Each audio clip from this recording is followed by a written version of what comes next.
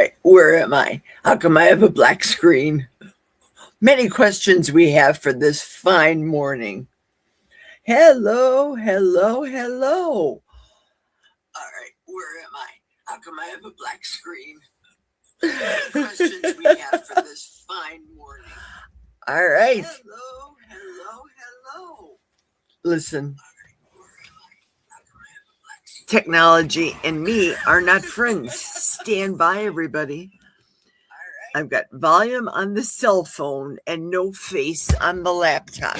This is not good. Do I have to go back out and go back on? Okay.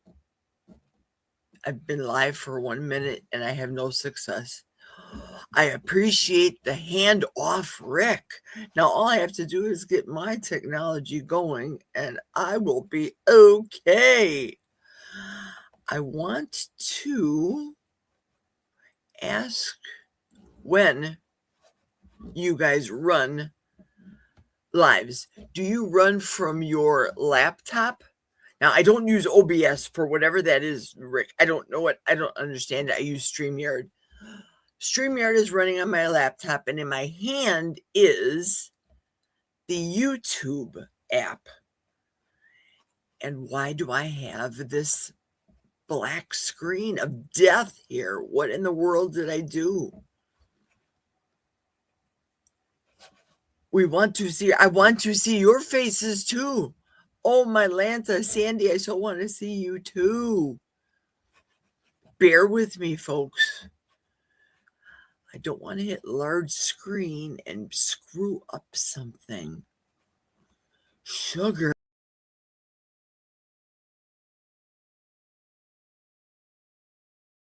Add to stage. I added myself, but why can't I see myself? That is the question.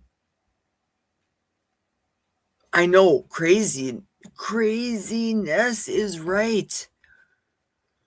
Technology and myself, not so good. Take your time. We'll be here. Excellent. Thank you so much, dear Sandy. Thank you. Can't do that. Myself. So I'm now unmuted. Good night, Lucille. Do I have to go out and start again? Okay, excellent, Terry. Go take care of your mommy. That is good. Sugar. I want to say other colorful words, but I can't. I don't want to end the stream, of course.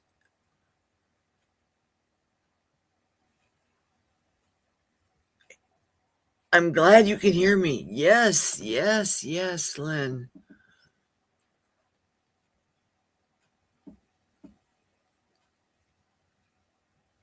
I just added you, Lynn, as a moderator. Thank goodness.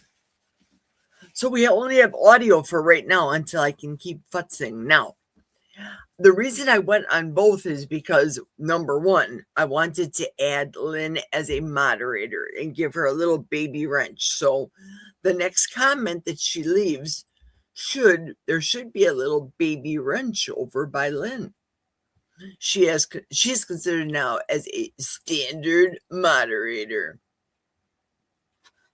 So Lynn, you are good. There's Terry girl. She's got her little wrench.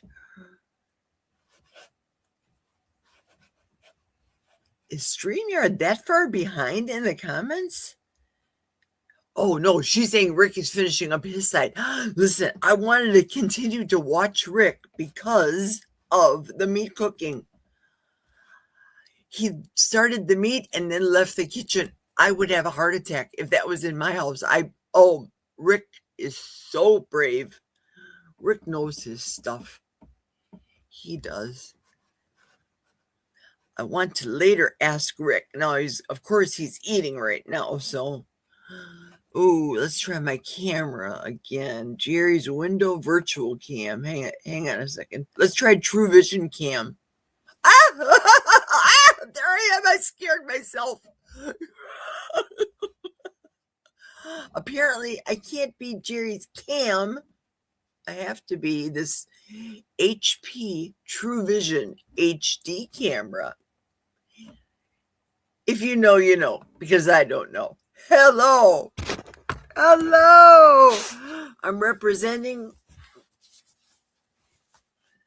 Eat the Meat, Save the Humans, my zero carb life. Today in, sugar, probably 2 years, is the first day that I have not watched a Kelly Hogan video. Look at my wild hair. I was up early. I woke up early with the dogs. I fed the dogs early. The little condo German Shepherd, the full big German Shepherd we have, she decided not to eat today, so she's fasting like Mama. We don't make the dogs fast. She just doesn't feel like eating sometimes. It's not that she's sick. She hasn't eaten anything bad. She hasn't gotten out. I haven't gotten out of my house in 4 days. I'm debating whether or not to leave the house to go to church tomorrow, or do I go on internet after Dustin? I'm waiting to hear more news about Dustin. Will we ever see that baby? Why don't people show pictures of babies? I think all babies look alike. Do I ever shut up? Sometimes it makes you wonder. So I woke up early, started with Rick, started bright and early, got the poop gas song, all the things. And then I said, I'm going to go lay down. And I did. I told Alexa, for those of you that have her in your home. I just have Amy living upstairs in my guest bedroom, but that's another story for another time. I told her, set an alarm for 10:55. And she did. And this is what you get after I woke up. Sans the jammies, because I got rid of the jammies. But yep, the hair is nothing spectacular. The only thing I did different from yesterday was in Barbara's, I had my hair long. Today I threw it up in a bun. Messy bun don't care, right, girls? Isn't that what they say? Isn't that what they say? How come? Yay, Lynn's got her wrench. Yes, Lynn's got the wrench. I can always count on Lynn. Love that girl. So I only had an hour to get ready, hit the showers, throw my hair up, brush the teeth, put the moisturizer on, put the castor oil on my brows. That's right. I'm wearing it. I only wear it usually at night, and I don't dare wear the castor oil on my lashes during the day. So I threw the mascara on, but I have the castor oil. I'm rocking the castor oil brows. So any straggler hairs that are up there, pay no attention to them. I should have muted them. The eyebrows grow like crazy with castor oil. And I look at some of my old videos and old pictures, the sparse looking brows I had, now they're filling up.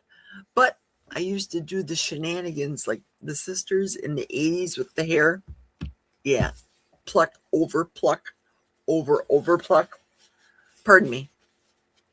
I have over here my 16 ounce. We've went up from 12. 16 ounce plain coffee. Got that going. Have a bubble water. I wanted to ask Rick a question because I'm going to think if he's finishing up now, he's probably sitting down to his meal. But Rick, are you missing something? These are the free, well, I got them for free, Jello jigglers cutters that I had to put in the box because people were going to open it up and go, oh, look, I got free 1987 Jello jigglers cutting or cookie cutters. That's all. Oh, Jerry, she sucks. Keep that. Don't even mail it to me. And then underneath there was that little note that said meat. So usually I will buy the butcher box. This time I didn't, and I want to hear from Rick. Now, I saw his video about the bacon. He spoke about the bacon. I saw it, but I want him to chime in and give us his opinion of what he thought about the other meats. Give us a taste opinion, Rick. He liked the fact that it was USA. Well, I like everything made in the USA, but he didn't know if the pigs were from the USA. So I don't know. We'll have to get Donald Trump in on that, if the pigs were brought over legally or not. But I prefer everything to come from the waters of the Gulf of America or off of Alaska and be processed here in the United States. Unfortunately, many companies have things here, ship it overseas to wherever land you enter the name of the land, then have it shipped back here to be sold here. I don't know why. We have all of these Americans here looking for jobs. I know what the reasons are. We all have our own opinions. Opinions are like beep. Take a sip of Joe. It's hot.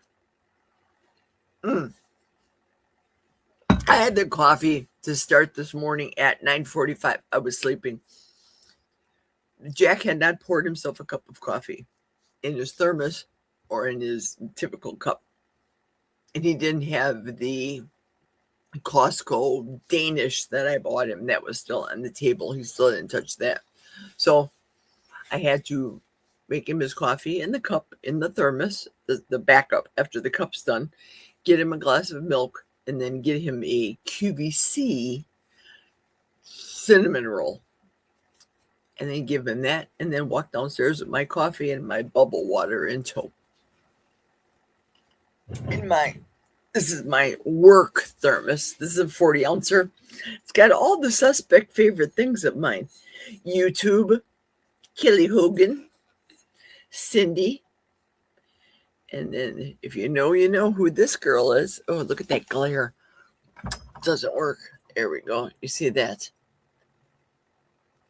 That's right. Keto Barbie. Paleo Barbie does keto. Does that light look better, or should I turn the other light back on? While you all are deciding which light looks good, let me grab the cell phone. And, quick programming note. For those of you that have me on YouTube, if you look down in the comments, you'll see a link how to pop into this live if you care to do so. I'm going to be leaving it open and up all day. I don't know how to copy and paste it to this link, though, this live. That I don't know. Also, I'm on Facebook. So if you're friends with me on Facebook or the YouTube link that I posted below, feel free to hop on. You are welcome anytime. Let me see if I hit this button, present or invite. What will happen there? Invite guest.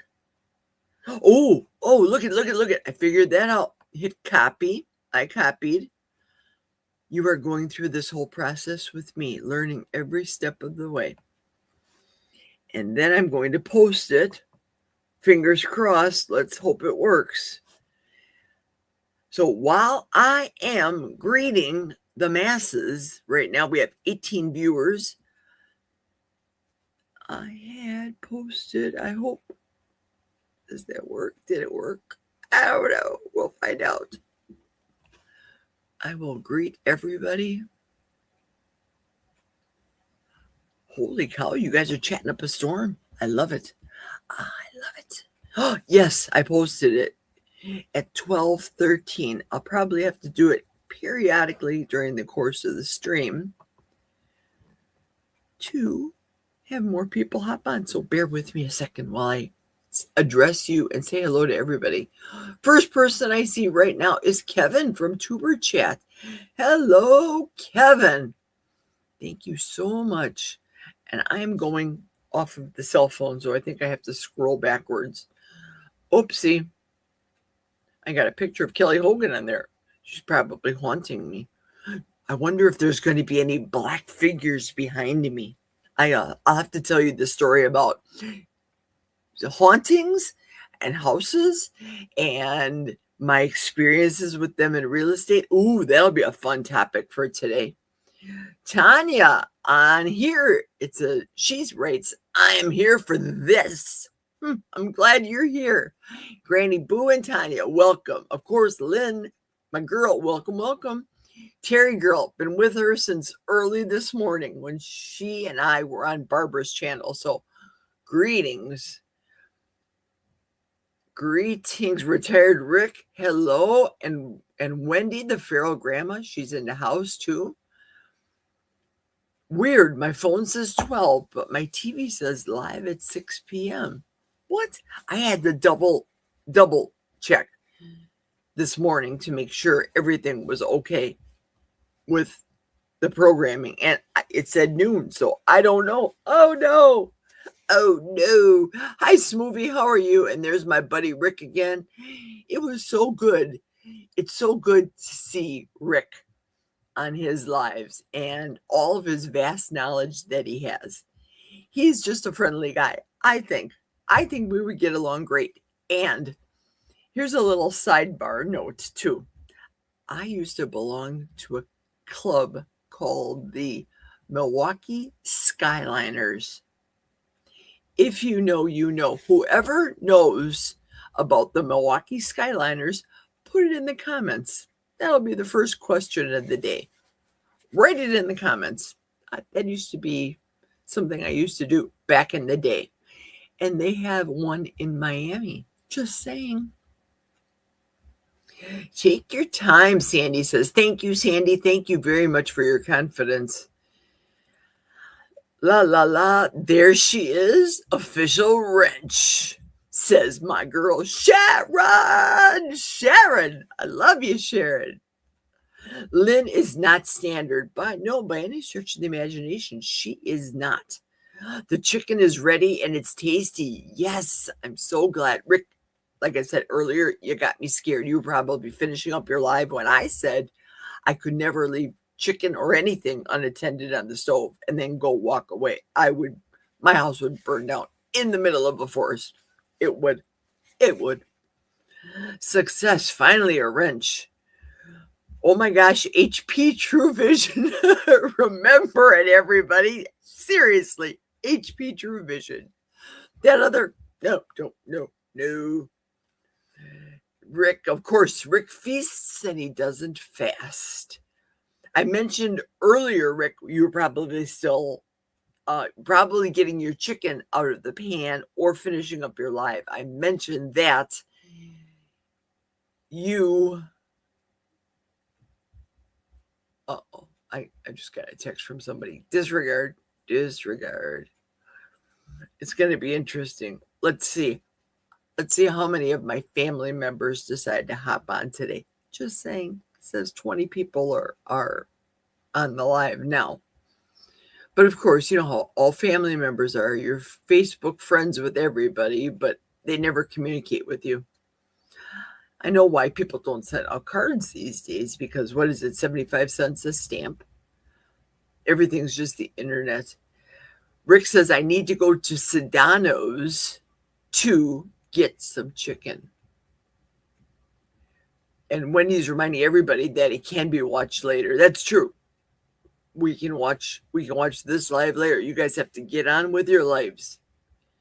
The count is going up. I just went from 19 to 21. So it should be interesting.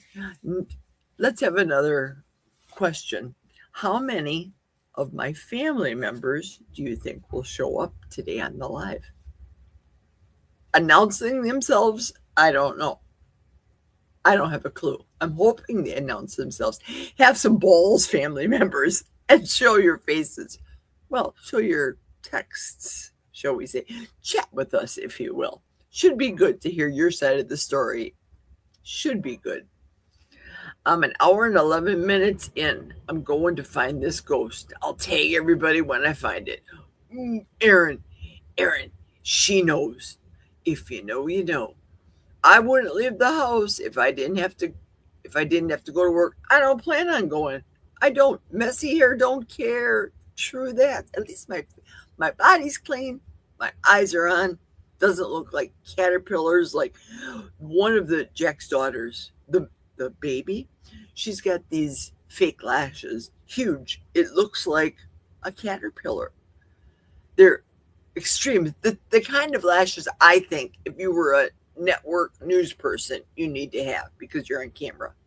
I'm on YouTube. I'm not on camera. I just use mascara. 2 coats today because you guys are special. Special. How's my volume? I should have asked that first, shouldn't I? uh, on my laptop, it says I'm volume 40. Cell phone, I turned it all the way down so there's no echoing. Oh, Rick says he has not eaten the other meats yet. Okay, good. I am running on ketones. There is super energy. There's the dogs. They're barking at something. I don't have any deliveries coming to the house. Nothing. Nothing should be coming to this house. What are they barking at? I don't know. It should be interesting to see if they come down here. That'll be another one. How many dogs will be coming down here to bother me later? We only have 2. Jello Jiggler is a blast from the past. You got that right. Kevin says, word up. Love your t-shirt, Jerry. Tie-dye is our era. Right. So I'm thinking, why does Kelly Hogan do the tie-dye? Kelly Hogan's not from my era. Kelly Hogan could be my kid. There we go. My zero carb life. Unless Kelly Hogan could be my kid. I think she's at that age. I think she's 40. Shoot, she's been married for 23 years. I don't know. If you guys know, let me know how old she is down below. My family would never show up. Juliet said, I'm not even Facebook friends with them. We get along though. Excellent. Yeah, we'll exchange pleasantries. The only time we see each other usually is weddings and funerals. And nobody can ever die the same weekend we have a funeral, or get married the same weekend we have a funeral. We'd have an out and out brawl. I'm telling you. The D's against the R's. If you know, you know.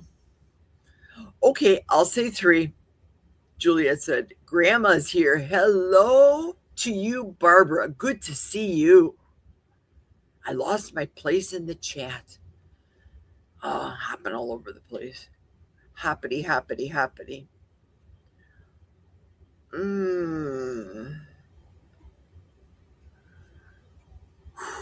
Lainey's busy knitting because she can't crochet. Interesting. I can crochet, but I can't knit. I don't have the patience for knitting. I think you have to count more than you when you knit than you do when you crochet. I do. Do you ever sleep, Jerry? You're always so busy. Tell me about it. I choose to be busy, especially during fasting time, because it keeps my mind off of food. Though last Sunday, the heart attack burger, Amy and Rick, oh, that looked phenomenal. Just wonderful.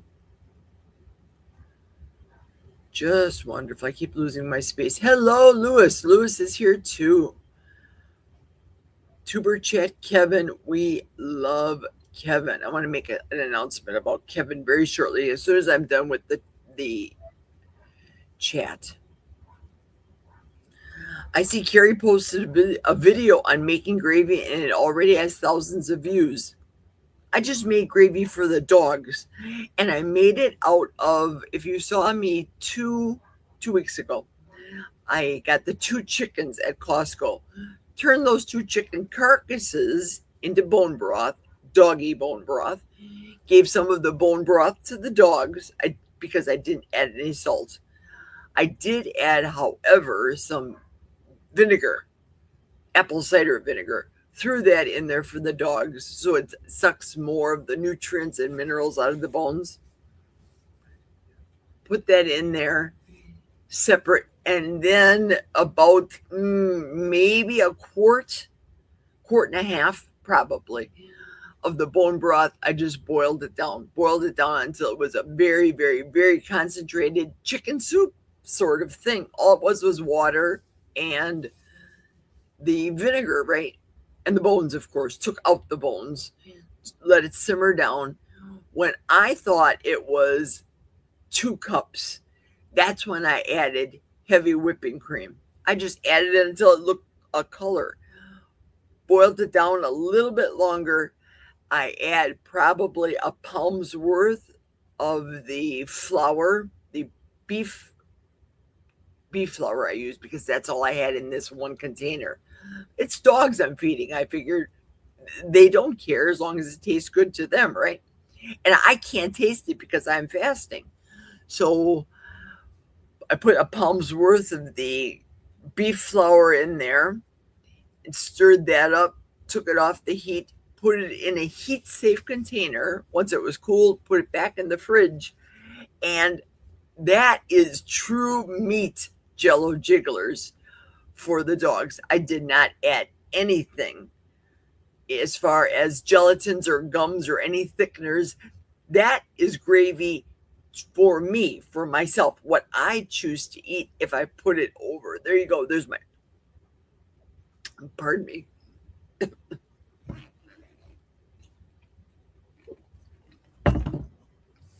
That is my short recipe for gravy. I make the gravy totally different than what Chef Tanya makes for gravy. Totally different.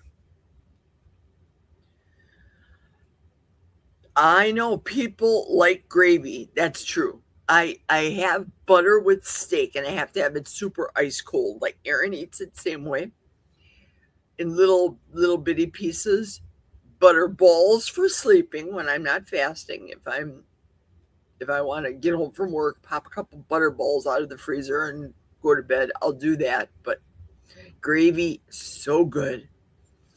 Carrie seems to be more about selling stuff, a big turnoff. That is true. I see so many people doing that. Oh, I gotta talk about Kevin real quick. I hope Kevin's still there.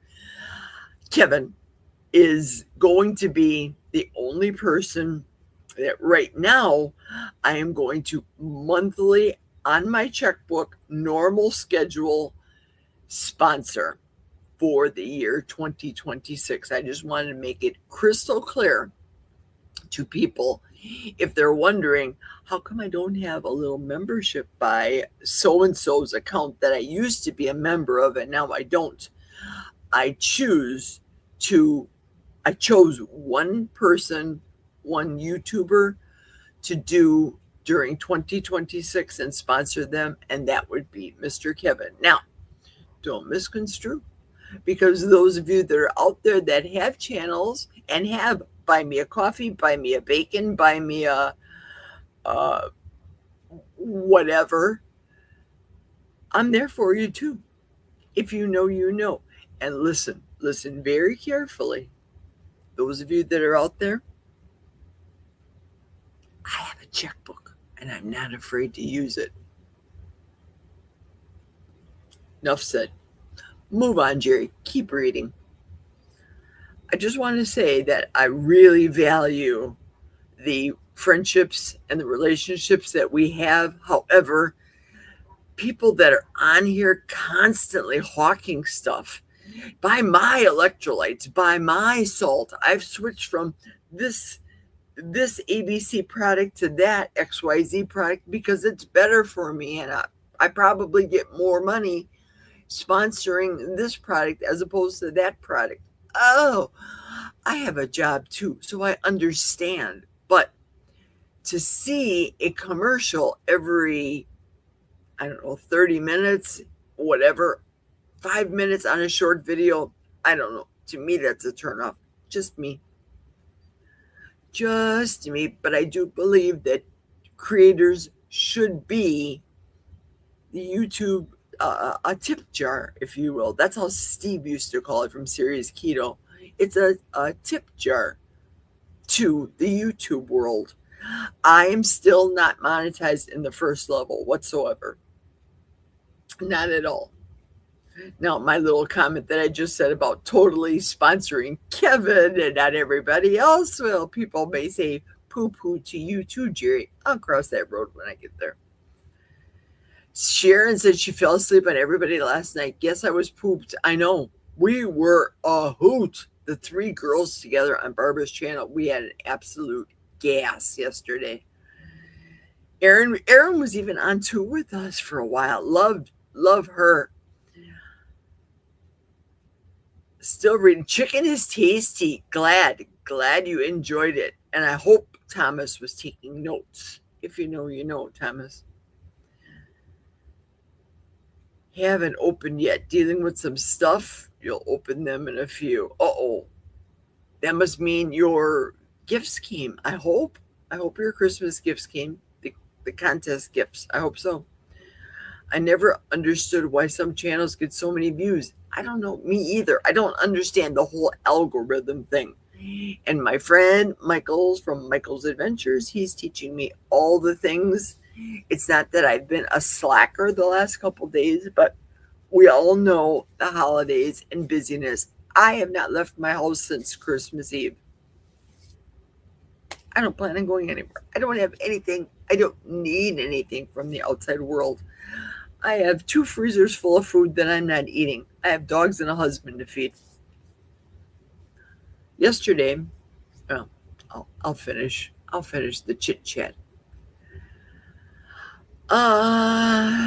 Sharon said one. I wonder if you mean one family member. I wonder too.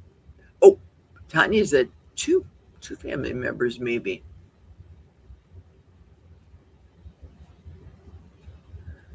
Smoothie. I seen a woman at the store yesterday with no makeup and in old drab PJs, except she had fake eyelashes that stuck a half-inch past her eyes.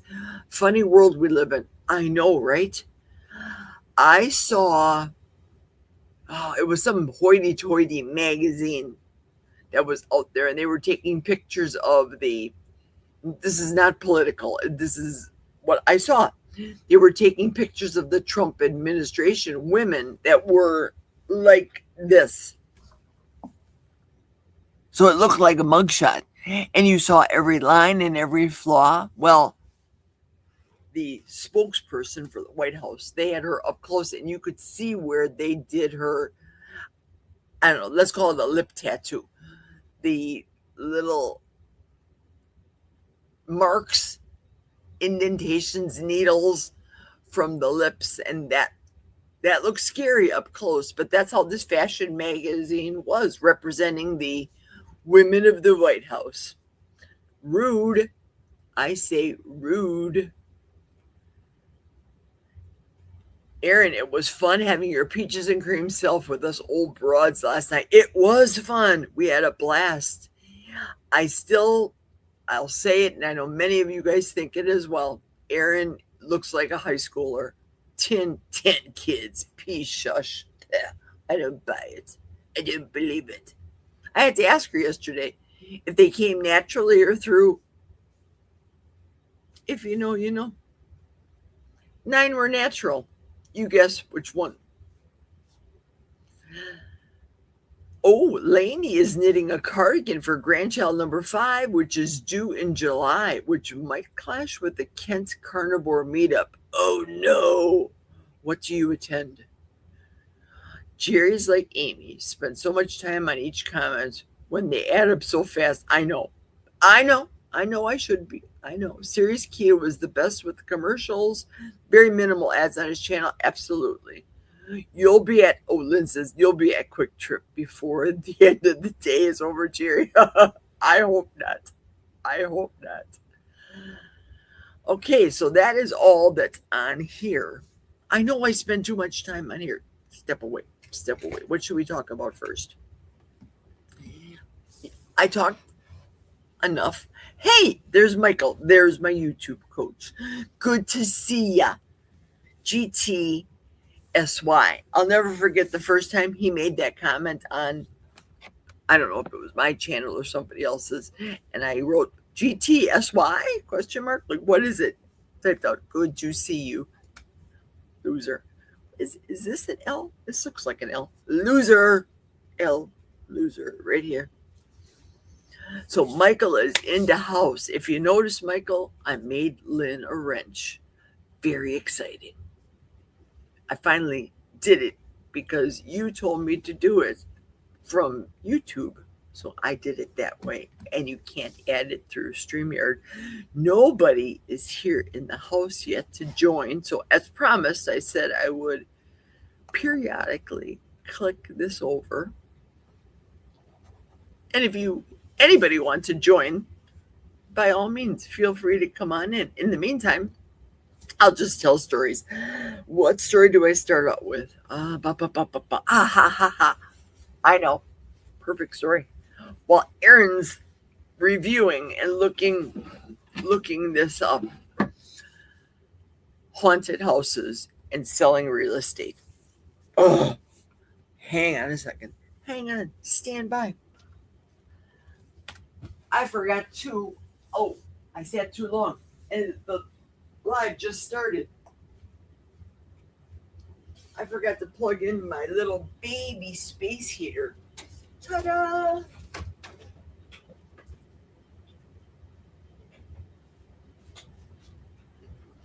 The guest bathroom.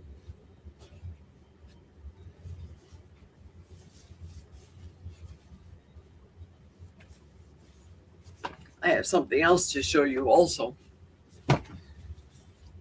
I did not set up the space heater. It's warm in my basement, but it's a little on the cool-ish side. When we lived in Milwaukee, they had an expression. It was called cooler near the lake. That's what Milwaukee was. Cooler near the lake, referring to Lake Michigan. Okay, selling real estate. I sold a lot of real estate in Milwaukee. I sold real estate for 24 years. I was in the biz for when the husband says, we're going to retire and move up north. And when you live in Wisconsin, up north it could be Madison, it could be Green Bay, and anywhere in between. Up north is up north. I can tell you the further up north you go, the weirder the people are. Let me bring this camera down to, I think that's better, down to my level. Cross my legs. Oh, by the way, they say you're not supposed to cross your legs after hip surgery. Anterior, yes. Posterior, that means the cut in the backside, that's a no. So I can cross my legs. This chair is a little bit lower. It's not too low. It's not as though I'm sitting on the floor low, but it's a little bit lower. So when I stand up, the bones are cracking. We'll see the next time I get up if I'll be audible with my bone cracking. Okay, back to the real estate. I can't use the steering wheel as an excuse now. I can't with the squirrel moment. So many people, myself included, the first house I bought, I insisted, I can take this off. I insisted to want to know if anybody ever died in any of the houses that I bought to live in, just because, well, I know that I believe evil exists, and I didn't want to see any or hear any things, ghosts, see any spheres, whatever they call all that stuff that happens. And I think I was okay with it, but I couldn't control the houses that I sold. And it was one open house in West Dallas. The mother, she was still living at the time, and the daughter took her mother away to go to, I don't know, they went to the mall or a restaurant during the open house. I'm sitting, didn't have the TV on, like typical fashion Jerry. I would cook Rick would say duck food, the cookies in the oven to get this smell where it's an appealing smell for people to come in during open houses. And looking out the window, just waiting for people. It was kind of a gloomy, rainy-ish day, looking out the window. And out of the corner of this eye, I see something. And it wasn't going away. It wasn't like when you're outside and you see a butterfly pass or a bird pass, a glimpse of something. No, it was still there. And I was starting to get the willies. So I turned to my right and I see a little person, not like a midget, not that little person, and not exactly like a child, but I couldn't make out the face. I'm trying to recall right now what that experience was. I can't say it was a boy and I can't say it was a girl. They were in a night shirt. Remember the Angel Clarence on It's a Wonderful Life and that night shirt that he wore? Similar to that. They were in that type of kind of dingy, yellowish, grayish, old shirt, and they were just looking at me and looking at me. And I got scared. And then I started praying in the Holy Spirit to myself, not audibly out loud. And they were starting to come near me. And I'm thinking, every haunted movie I've ever seen is now reality. I'm going to die. I'm going to die by a ghost. They started coming near me. And then I audibly shouted out in Jesus' name to go from whence you came, or whatever the case may be, and go to Jesus. In a matter of a blink of my eye, this figure went away. So I don't know if this figure was living in this house. And once I said for this figure to go away and go to Jesus, if they ever came back.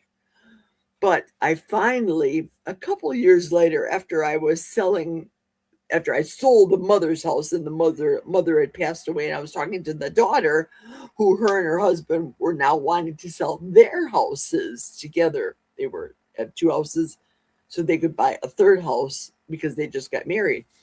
And I confessed to her, I said, Gloria, was your mother's house haunted? And she told me it was. Scared the day, giving me goosebumps now to this day, thinking about this story, that the kids all knew about it for all of their life growing up. She said a few spirits were there. I just had the one spirit that was there by myself, a little person, a little child that was there. And I told her the story that I experienced. She said, why didn't you tell me back then? I said, I don't know. Maybe I was more embarrassed. Maybe they were going to fire me. Oh yeah, my realtor seeing things. She was haunted. She was haunted in our open house, or she was drunk, or whatever the case may be. But yeah, I finally told her, and she said, that's true. It came to fruition.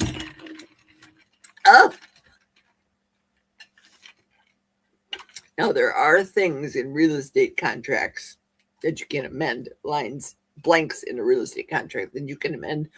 You can add anything in a real estate contract wherever you are. I can only speak about Wisconsin real estate because I was licensed only in this state. So I did that writing of special amendments for other people too I called it a death clause. I didn't advertise it as that. Hi, I'm Jerry. Have me as your realtor. I will write the death clause on your real estate contract. Ting! No, none of that shenanigans. Okay. Both of my parents died at home, George said, and we didn't have a problem selling a very nice house. They may have been lovely, lovely people that didn't stay on this earth. I don't know how the whole thing goes, George.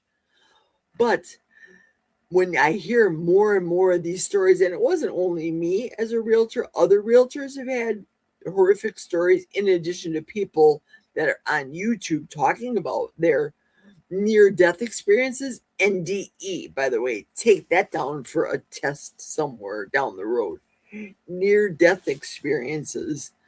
But if you think about it, back in the day in Milwaukee, they called them Milwaukee bungalows or Polish flats, in which we had one of those. My parents did. my mother got it from her Uncle Stanley. The basement level, which we had the laundry, we had a sub basement. And I told you guys about the little Jewish woman that my uncle used to keep, and he built this cellar for her. If you hadn't heard that story, you have to go back in my YouTube history and hear about that story. But grandma lived on this lowest level, and then we were on the next upper level, which was the upstairs. Above that, we had a full walk-up attic in which they had all the asbestos on the floor, the linoleum, the old-fashioned asbestos that after they remodeled and took out of the kitchens of the others and decided to bring it upstairs. Everything went upstairs. Had it upstairs, and where all the Christmas presents were, and the place that you would have your Pepsi bottles because it was that cold. It was cold enough, but your Pepsi wouldn't freeze. That type of attic. That was haunted. That house that I lived in as a child. My sister Mary Jo, I don't know if she's on this live or I posted it on Facebook, but she was deathly afraid. We would tease her. I was 9 years younger than her, so we would tease her and go, Marley's ghost, crying, screaming. To this day, she's still freaked out about ghosts and spirits. So I don't know if she had a ghost visitor or something. My mother claims that she was grabbed by her ankle while she was sleeping by some spirit or something when she was younger. Yeah, either our family has a bunch of witches or spooks in it, or I don't know what, or we're highly haunted. In this house, this is another story, and this is my story living in this house. My house is not haunted. It's a brand new construction house. Nobody's ever lived in this house until we bought it. My nephew, my eldest nephew, his son had committed suicide a few years ago. Devastated. I was devastated. I have goosebumps thinking about it. I remember being upstairs in the room that the kids used to stay in when they'd visit me when they were teenagers. And I was up there putting things away into the dresser, and I turned to my left and I saw my great nephew, my nephew's son that killed himself. And I saw him and he didn't have a face. So I'm assuming when people die, you don't ask gory questions. I worked for the medical examiner. I saw plenty of things in my life, but I didn't ask my eldest nephew, hey, give me all the details that you saw. No, you shouldn't do that kind of shenanigans. That's personal. You shouldn't relive and bring up those memories. So as I turned, I remembered his face being not misfigured. And he said to me, this spirit, I'm okay, Aunt Jer. Because that's what the kids called me, Aunt Jer, Aunt Jer, Aunt Jer. I'm okay, Aunt Jer. And then he went away. So it was as though maybe he was saying to me, it's okay. You can, I don't know. But that happened to me in this house, in one of the guest bedrooms, not the guest bedroom that Amy stays at. Ooh, that was some stuff. Everybody's still saying hello to everybody. Oh, George says, I grew up in a 15th century farmhouse. I never thought until now how many people must have died in it. That was a very friendly house. Wow. That's another thing. George brings up a valid statement about the Milwaukee houses. In a typical Milwaukee bungalow, you go into a house and there's the first entry room that you walk in. That was called, back in my mother's time, the piano room. Probably because they had a piano in there. Just saying. But my mother said that when our house, we lived on 32nd in Beecher growing up as a child. But my mother said she and her family lived off of 33rd, 34th and Lincoln, which was a stone's throw away from our regular house. And my grandpa was a bootlegger, and he did things with gentlemen in Chicago. We'll leave it at that. Use your own imagination and it'll go wild with your thinking. And what you'll be thinking is just a small fraction of what I know to be true.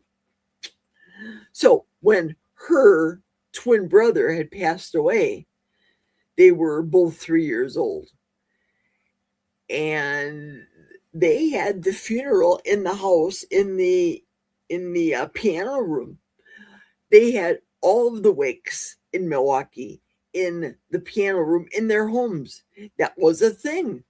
So even though somebody may not have died in the house, there was death around the house in Milwaukee back in the day. The neighbor that lived right next to my mother, and this was, sugar, early 70s-ish. I remember being in grade school, and her mother had passed away. And again, this was in the 70s. After the funeral, they used to do the drive-by. So the funeral home, it was relatively close to our house. They used to drive by the houses, drive by their employment, go to the burial site, and then they'd come back to the house and have food and things. They wouldn't go to what we go to now is restaurants to have wakes and breakfast after the fact. No, they had it all in the house. And I remember that. And I remember living next door to my parents' house and playing songs because I knew that the festivities, the wake was happening, the brunch after the funeral was happening next door, and I was listening to songs that had meaning. And when I die and when I'm gone, there'll be one child born in this world to carry on. Those type of songs, listening from the 70s. And I'm thinking about that today, that they'll do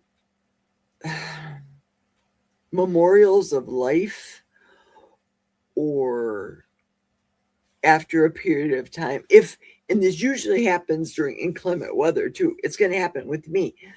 I plan on being buried, but the more I think about how I have given to science all of my life, insofar as my fasting is concerned, I don't know what my future is. I've said many times on this channel, in lives and in real life to people, my future's already been cast by God.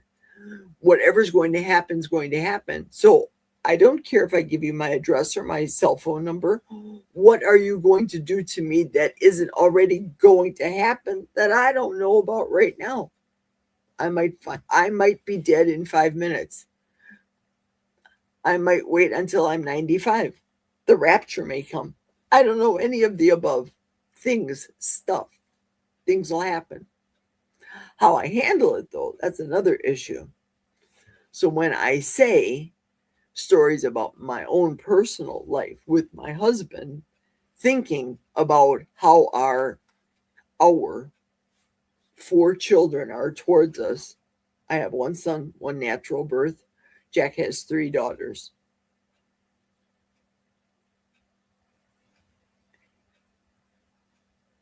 If you saw Barb's video yesterday, you saw the text. I can't bring it on my phone right now. You saw the text that my husband got from his eldest daughter on Thanksgiving. It was an emoji of a turkey, a Pillsbury crescent roll, you know how they look kind of moon shape-ish, and a potato. The words were not typed, "Happy Thanksgiving, Dad." The call was never made.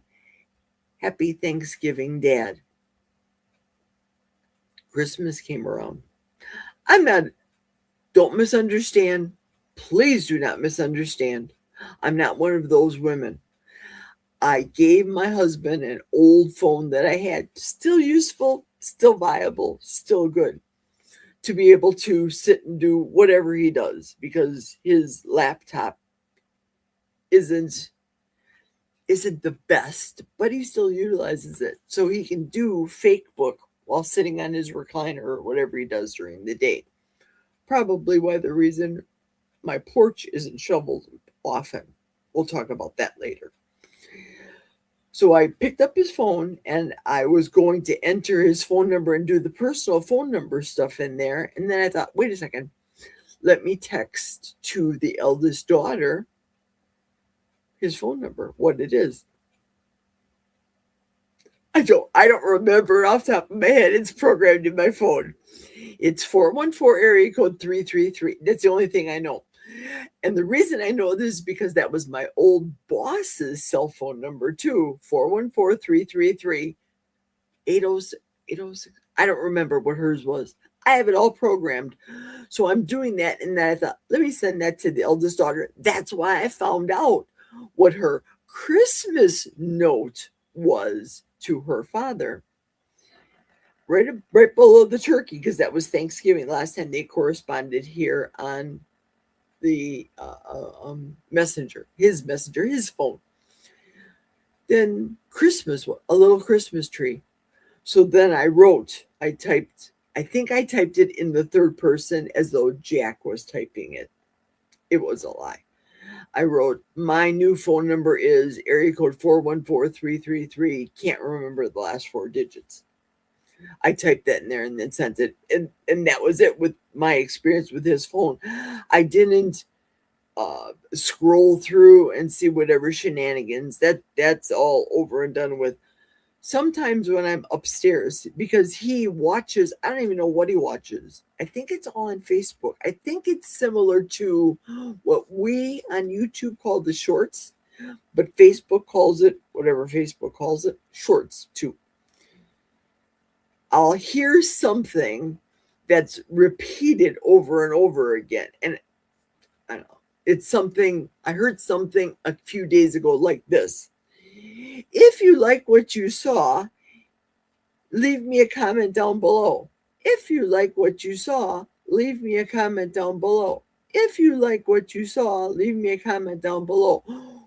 What does that make you ladies think about? Sorry, guys, got to talk to the girls for a second. What does that make you think about? Because I thought the same thing too.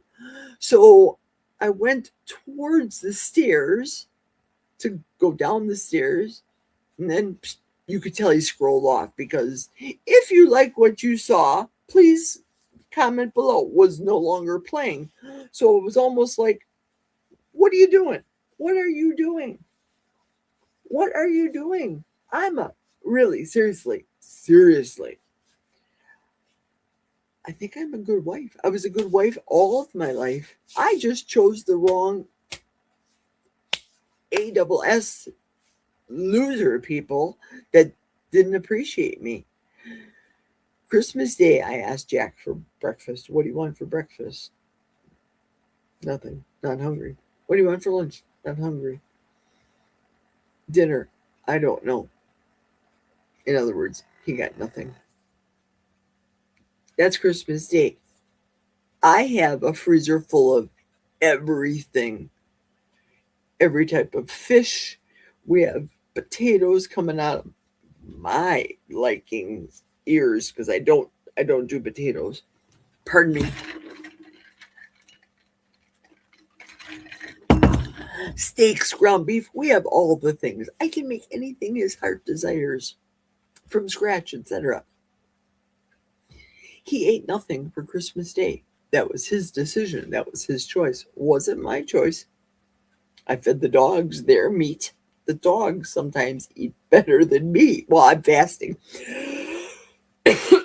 Pardon me, but I don't get it. So yesterday, I just forcibly fed him a QVC sweet roll. Yes, Jerry, if you're the one that advocates for no sugar and no carbs and all the things, why are you buying him those things? I know, guilty as charged. I am.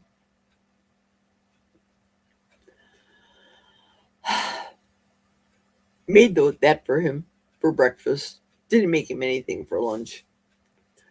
Then for dinner, I made him a fish fry, which were the beef tallow fried potatoes, French fries in beef tallow, and then some butcher box cod. And so it was fish fry. It was Friday. Today's Saturday, isn't it? Yeah, it is. So that's what I served him for dinner yesterday. I didn't even ask. And then, of course, for dessert, I gave him Culver's custard made with the keto, not sugar, caramel sauce recipe made by Steve from Serious Keto. I did that. I took a basic recipe that I know that Tanya would agree with me. You start out with 8 ounces of cream. You steep it, make it hot, just bubbling around the outside. Pour that over 8 ounces of sugar-free chocolate chips. I should have added vanilla. I forgot to. Let that all melt and then stir it. That's your basic hot fudge, sugar-free hot fudge. Put caramel, put the hot fudge on top of 2 scoops of ice cream, and that's it. Now, sometimes for dinner, he will eat a whole pint of the Culver's custard, which I think is fine. Well, I kind of thought it was fine until I really read the ingredients. Culver's Custard is a chain, the Culver's Custard Burger, the Butter Burger, they call it here in Wisconsin.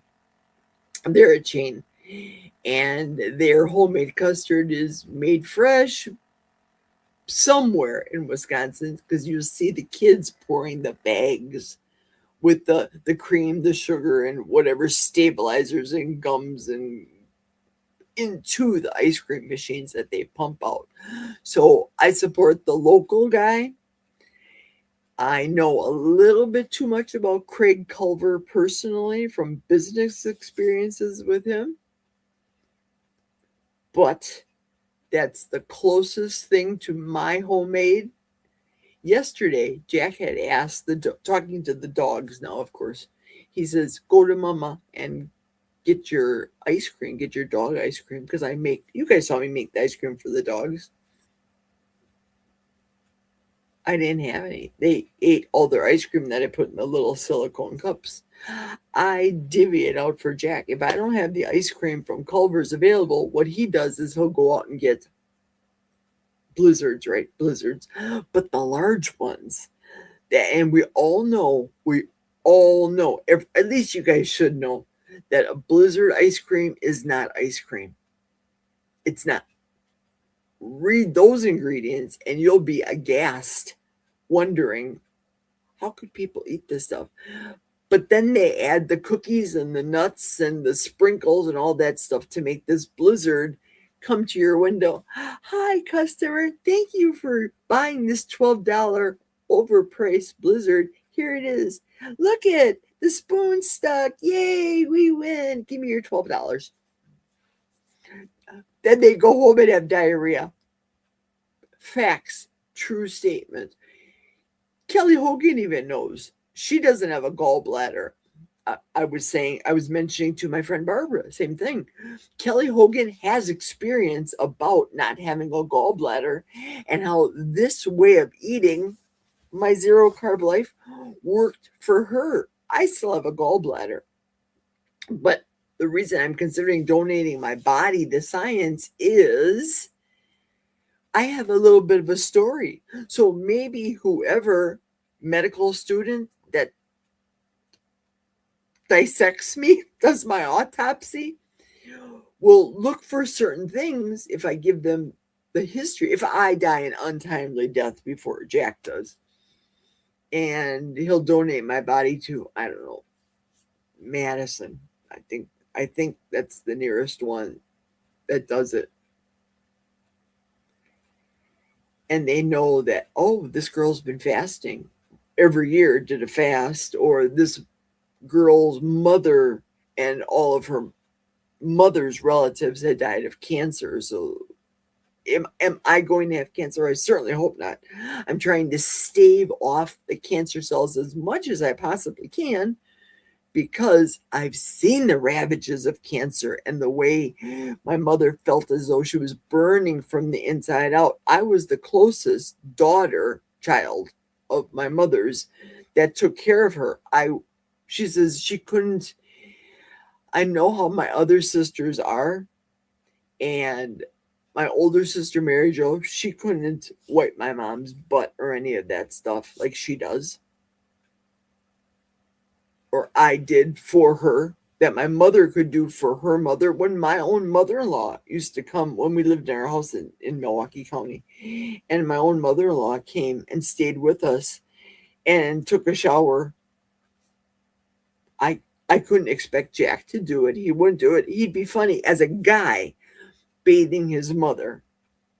You know, you know, you know. Let's catch up the chat. I'm so sorry I'm not so good with the chats. I'm definitely not as good as my friend Rick, for sure. Let's scroll around, and I'm going to not talk about all hellos, all the hays and highs in there. La la la. George's parents. There we go. George's parents. Hello to Thomas. Thomas, I hope you're still here. I hope you're still here. I have a tendency to ramble wee bit too much. Same with Wendy. Her dad passed at home, but she's not worried about him being a ghost. Made his peace with the Lord a long time ago and lived a good life. Amen. Praise God. That's the thing. That is the thing. Oh, I've got a story about the sister that went to a medium. Oh, I'll get back with you. Let me read a little more. If a good man belonging to the Lord can linger here, he'll be doing something nice. Is that like It's a Wonderful Life? Clarence coming down to get his wings? There's George's comment. Donna Bacon Runner says her grandfather built her house. Lots of people have lived there since he had 11 kids. Wow, my mom was the first to pass here last summer. We moved downtown, her room and bed. We moved downtown, her room and bed. No ghosts so far. Excellent. Excellent. And it may not necessarily be a ghost insofar as a bad thing is concerned either. I'm not trying to say that, though I do believe that there are evil spirits in the world, and there is evil in the world, and I do believe that there's a devil. I don't believe, phrase this correctly, I do not believe in the devil. I know the devil exists, if that makes any sense. George says we live in a house built on the site of St. Saviour's Church. When we first moved in, me body was kicking the end of the bed. Oh, somebody was kicking the end of his bed. We welcomed them and we asked them to stay. The strange events stopped. See? Goosebumps. Can you see them? I hope you can see them against my dark blanket, because I got them. I got the bumps. Oh, wow. Wow. Can I move in with you, Jerry? Sure. I'd love for somebody to ask me what I want to eat and then make it for me. Yes, please. Right, Lyd? When we have guests, that is usually, I'll make a breakfast table full of things. And it's usually very generic, please everybody kind of foods, even though I'm on a ketogenic diet. So I will make the scrambled eggs and the breakfast sausages and the very crisp bacon, because that's how Jack wants it. I have to buy separate center cut bacon by Oscar Mayer for the husband. And then I can buy for the guests the Quick Trip bacon. If you know, you know. I love Quick Trip bacon. It's deliciously salty. I love it that way. And then I'll have some type of pastry or bread source or something there. Except one year I made keto. I took the breakfast sausage and mixed it with how one would make it for grits and sausage kind of thing, but no grits. So I had his typical biscuits, but I keto-fied them. And he put the keto gravy over there. He says, listen, Aunt Jarrett, this doesn't taste the same. I thought it tasted delicious. It had everything but the flour in there. Tanya knows. She knows the same recipe that I do. And that recipe that I made here in my laundry room for you guys with the seafood, so simple. Everything is so simple. When I know people go out and buy these Alfredo sauces, and how much are they a jar now? 5 something or even higher. You can make this stuff dirt cheap for under $1 in your own house. The most expensive is the seafood that you put on top or underneath and put this Alfredo sauce atop of the seafood. Don't buy that stuff in the jar, people. Don't do it. Don't do it. You can stay with me anytime, Lynn. Any old time. And Michael's true. Michael says she lives too far up north. Yeah. If we go up any further, that's where the really exceptionally weird people are. Too much inbreeding up north. Yes. You would freeze up here, Lynn. It is cold. Smoothie said, I used to, when constipated, I would go to Dairy Queen and order 3 Coney dogs and a large chocolate malt. Worked every time. Smoothie. It does for my husband too. Same thing. Same thing. But he doesn't get it. Oh, you have a wife that's willing to feed you bread and bread. If you know, you know. Ting! Pepsodent smile. And yet you choose to look at other things, internet things, and you want to go to the Dairy Queen and eat that stuff. Go on with your bad self. You don't have a gallbladder, dear husband. Be very careful. I might know 1 or 2 things that you don't know. Yet they just refuse to eat a proper human diet. I can hear you. I can hear you. Say it louder to the YouTuber in the back. Why do you buy the crap for him, Jerry? I read the ingredients. Jerry logic right now. I read the ingredients of what is in a Quick Trip donut, and they cook them in seed oils. How can people not realize a donut is cooked in oil? I don't know. Or I could buy a, yes, sugar sweetened, bread-like sweet roll from QVC and feed that to him, knowing full well that has sugar in it. But the list of ingredients, QVC, and the list of Quick Trip donut ingredients are different. Yes, same with the Costco. That Costco cheese croissant I bought for him. Or was it Sam's Club? I don't know. Yeah. He likes, the husband and I were so used to living in Milwaukee and having the hot ham and rolls. That's a Milwaukee thing. Even growing up as a small child, we had a bakery called Greeby's Bakery. I ate more than enough of those donuts in my day, but they weren't full of the crap that they are today. There were actual bakers in the restaurants, the Greeby's bakeries, baking all these fresh rolls, like the Dunkin' Donut commercial. He's making the donuts. We're here making the donuts. They would be up and make these donuts, and you would order them and get them, and they'd still be warm. They were so good. And the hard rolls used to be hard. Well, they don't believe in hard rolls here in northwestern Wisconsin. Pardon me.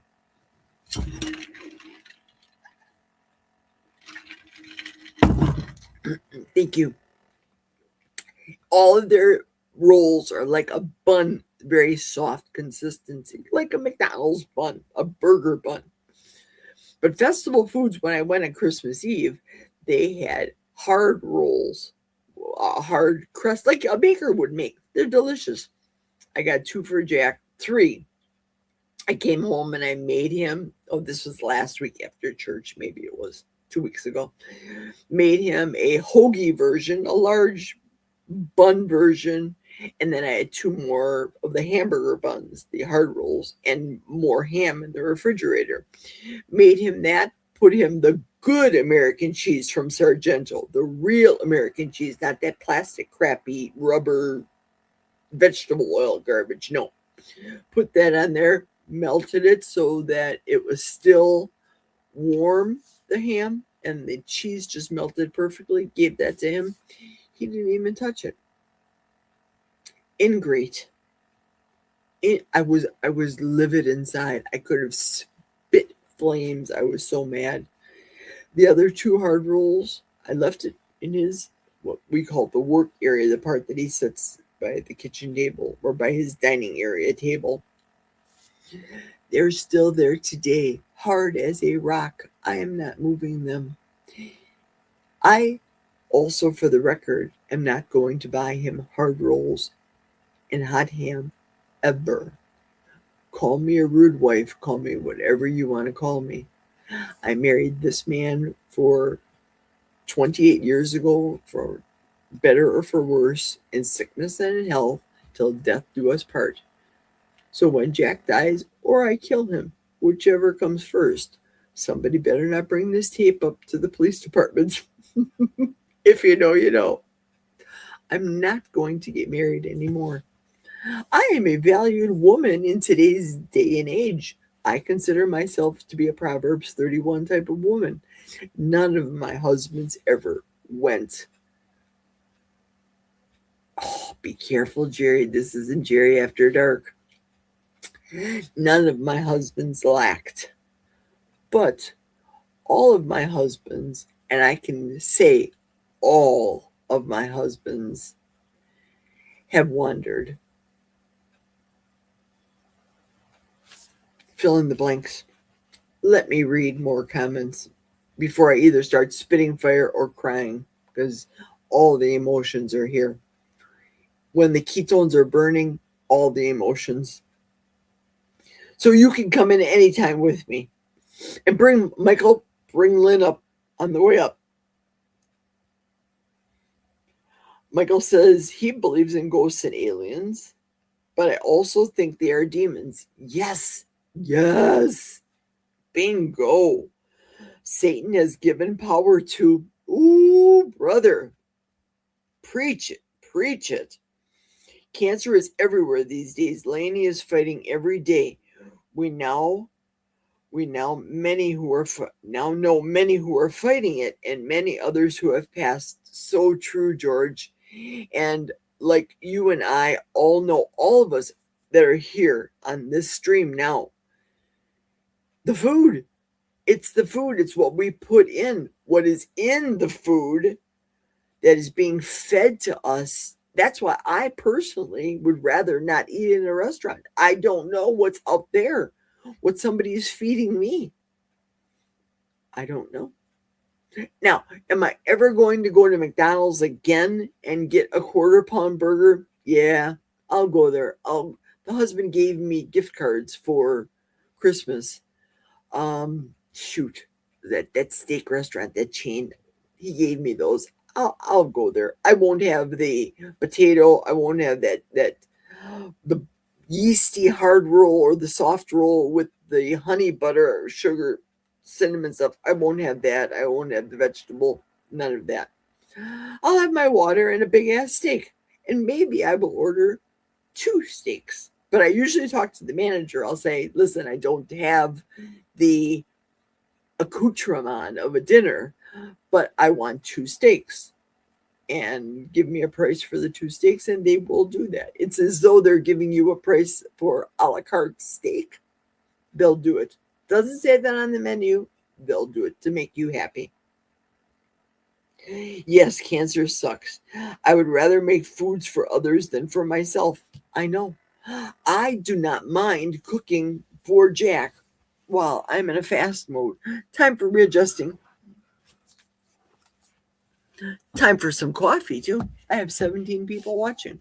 Thank you all for sticking with me. I hope you guys are doing other things than watching. I know I kept my ears. I sleep with one of those hearing things, so I listen to Rick's live, and often I'm doing things. I'm cooking or vacuuming or doing things while people have lives all the time. Lord knows I do that at work with my OSHA approved hearing devices. I listen to you all and all the chats that happen on second shift. Smoothie says that was years ago, though. Okay, he was talking about the Dairy Queen years ago. And DS 111, my bud says, my friend Kathy, 70, is 200 pounds and can't handle gluten, but will spend 2 hours at Costco looking at everything, especially all the baked items. I know. It help me make it make sense. It doesn't. Whichever comes first. She's laughing at me. True, I say that a lot, don't I, Lynn? I would hide Jack in the woods and no one would ever know. We have a wood chipper.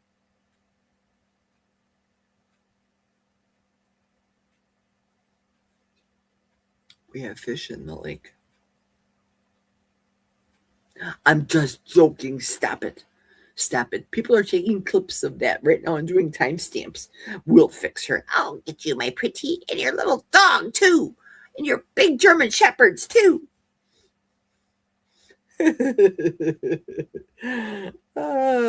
Terry, I hear you on the marriage vow thing for sure.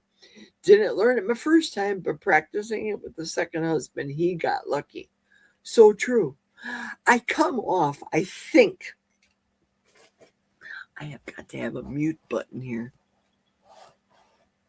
I don't know where my mute button is. Oh, here it is. Hang on a second. Because I hate that when I have my ears and I hear coughing. Pardon me.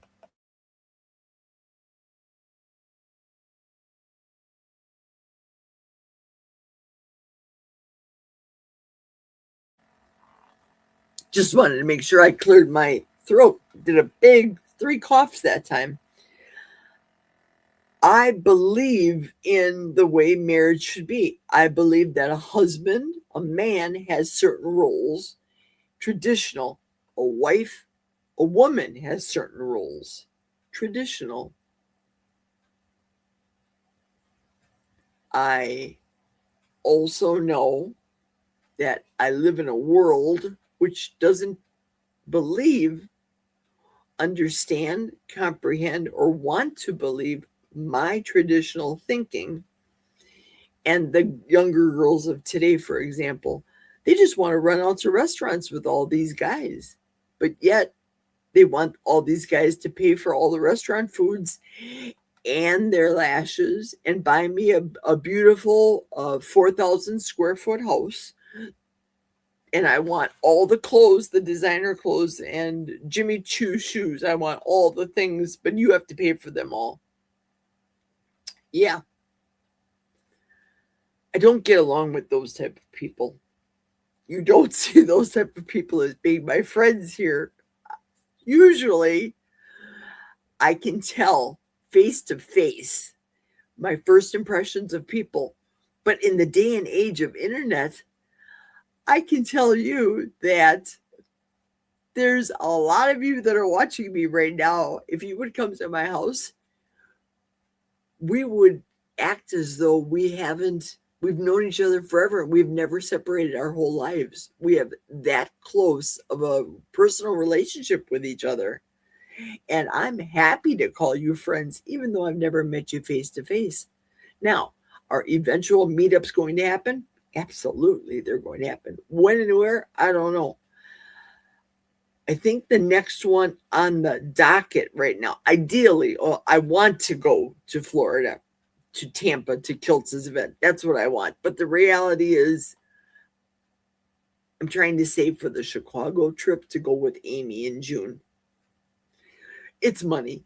It's a time factor too. I want to be able to travel. I've already taken off the time in February. Jack and I are used to going into our clothing optional resort in February. So I've already taken the time off. But even if I stay home, I have enjoyed staying home and being with you guys for the last, well, tomorrow will be the 5th day. But then we'll do it again Wednesday through Sunday next week. I enjoy it. I don't have to be out there in public. I don't have to be amused by the internet and buying things. I'm beyond all that. I'm heaven bound right now. So I am looking more at things that matter healthfully.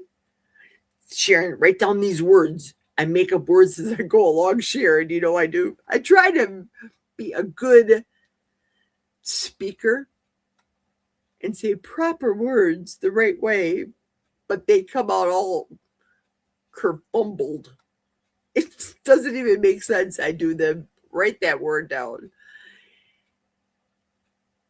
But it makes no difference to me. All the things that are in this house make no difference to me.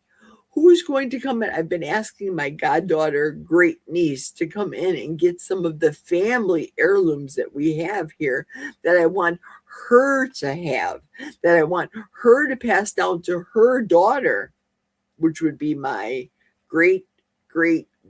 Yes. I'm a triple great aunt. Great. Yes, I am. Triple great aunt to her baby. And pass that down. I've tried that with, well, Jack even tried it with his daughter, the eldest one. She had the china, maybe the silver set, which I think was gold. Not real gold, but you know, the gold color. A stainless platinum. Forks and spoons. I couldn't make up that word. Cutlery. There it is. Cutlery set. And she left it in one of the places that she used to rent years ago. Just left the happy family member. What you're supposed to do is bring it down. I still have Jack's mother's china from her house and her mother's, which would mean Jack's daughter. Their grandma is Jack's mother. Their great grandma is Jack's grandma. Her china set, I still own it. It means absolutely nothing to me insofar as family is concerned, but respectfully, I keep these things because I think in the back of my mind, Jack has 3 girls. They should want to welcome and treasure and keep these family treasures. I gotta move the camera and show you something. I'm not going to bring it down because I'm just not going to do it. Look at the dresser and look above the dresser. You see that guitar up there? That's right. Jack's daddy was a Tennessee hillbilly boy. That was Jack's daddy's guitar. Jack took guitar lessons, knows how to play them. Jack's a lefty. His dad was a righty.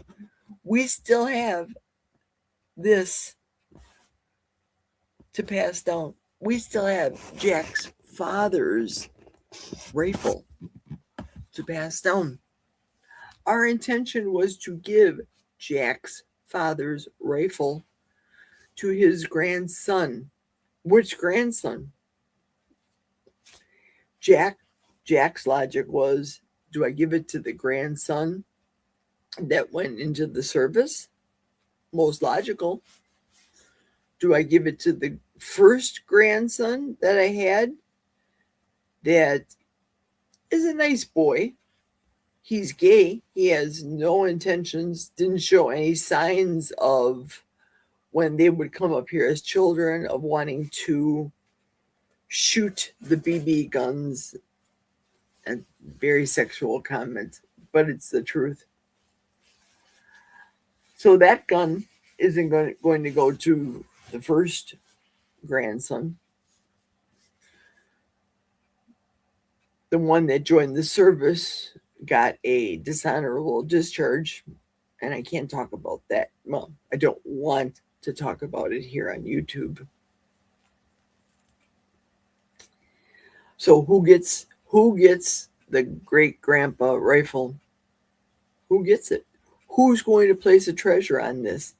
Or if it goes up to, I don't know, let's say to an auction service, they'll say, oh, look at this rifle is from 1936. And it's worth X amount of dollars based on the year, but not the heartfelt sentiment of the owner. You know what I mean? Yeah. Yeah. I saw a picture of my mother's twin brother and her in a picture frame. You'd think I would display it, but I'm afraid it's going to get broken. I wouldn't break it, but it's a beautiful picture. Maybe I'll get it out and show you guys some long Saturday YouTube. Oh, so many things. Yes, I can't pack light when we go down to Florida, Wendy. Absolutely true. True that statement. See, I know. I told my sister this morning I wish Wisconsin was next door. I know, right? Exactly. If I would come to the East Coast by you, Sharon and Tanya, we would go places. Okay, we would do things. We would have a gay old time. Robin has a meetup in Kalamazoo, Michigan on September 5th next year. Okay, that's just across the pond. I can do that. My vocabulary. Thanks, Sharon. Jared, thank you. My vocabulary is funny. Yes, I can definitely, and I do pack light when we go down there. Now, it does get cool in February, but I'm thinking this year is going to be unseasonably cool in February to go to the clothing optional resort. So I'd be packing maybe a sweater, but they do have laundry facilities, believe it or not. I don't run around naked all the time. My husband would like it. Maybe that's why he's on the internet scrolling, looking at other bitches. Just saying.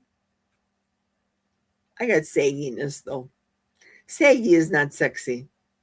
But saggy looks pretty darn good when you're in the sheets flat. Just saying. Take those words. Okay, good. Terry Girl's got it. She says, I just opened my prizes. One of them was supposed to be a microwave chip maker. Got it. The other was a charger for multiple items, but turned out to be 3 jars of spices. Yes. Keep talking. So open the microwave chip thing inside. Because I didn't want to put it in 3 packages. I put that charger thing in between the 2 microwave things, Terry. So open up that box, take it out, take out the 2 microwave things, and inside there is the charger, all in that one package. But the spices, they're all there. Tell me what you think about the spices. I love those spices. I use spices in the carnivore way of eating. So if I want ground beef to taste like pizza, well, I'll put the pizza spice on there and it tastes fabulous. But I don't put on the tomato and all the things, all the pizza stuff. But yeah, garlic, oregano, all those things. I have it. I love it. Maybe somebody stole your first gift. No. It's in the microwave chip thing. Okay, Terry says it was fun explaining to my husband that the maiden on the screen right now sent me these things. I know, Meat Maven. Look at this. Look at the name. I left that on there as a really a joke because I am the Meat Maven. Thank you to our friend Amy. Amy's got a party going on right now with her family, so she's not going to be on here, so we can talk about her. All favorable, of course. Her daughter would be a great grandniece. There we go. the voice of logic and reason is Sharon. Sharon, were you a teacher? You had to have been a teacher or an English teacher or an English major. I went to Marquette University with the hopes to become a 4-year physical therapist because that's what physical therapists did with a master's or the bachelor's now, or then. Now you need a master's or a doctorate in physical therapy.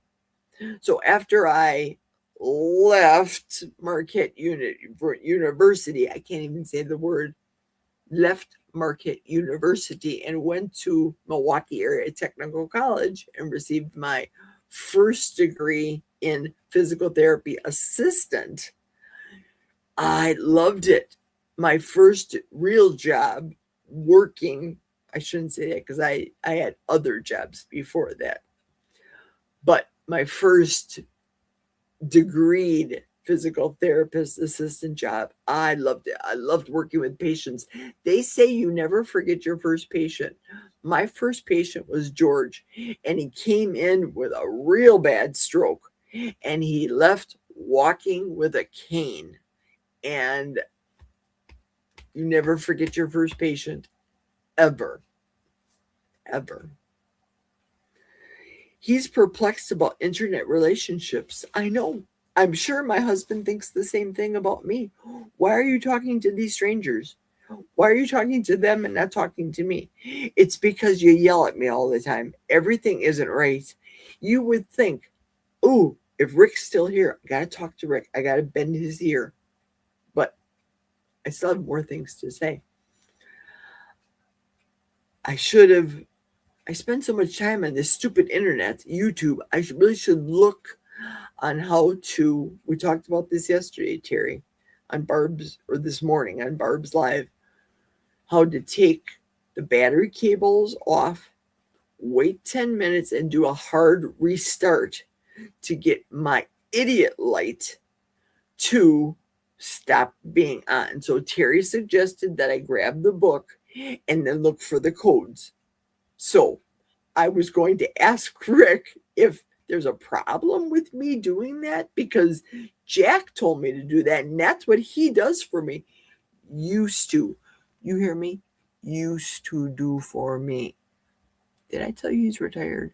He's retired. He used to own a Peterbilt. We have, I don't know, let me count. Lincoln Continental Black, 63. Lincoln Continental White, 63. Both suicide doors. Hard tops, not the Kennedy, 1963. Lincoln Continental. Another green car. I think it's a Chrysler. I don't know. It's green. That's in our 3-car garage. His truck, GMC. My truck, Denali, GMC. 3, that's 5. Some big red beast of a vehicle. I think it's a Chevy. That's 6. I might be missing something. Oh, yeah, the plow truck. That's 7. We have 7 vehicles. 2 drivers. 2 German Shepherds.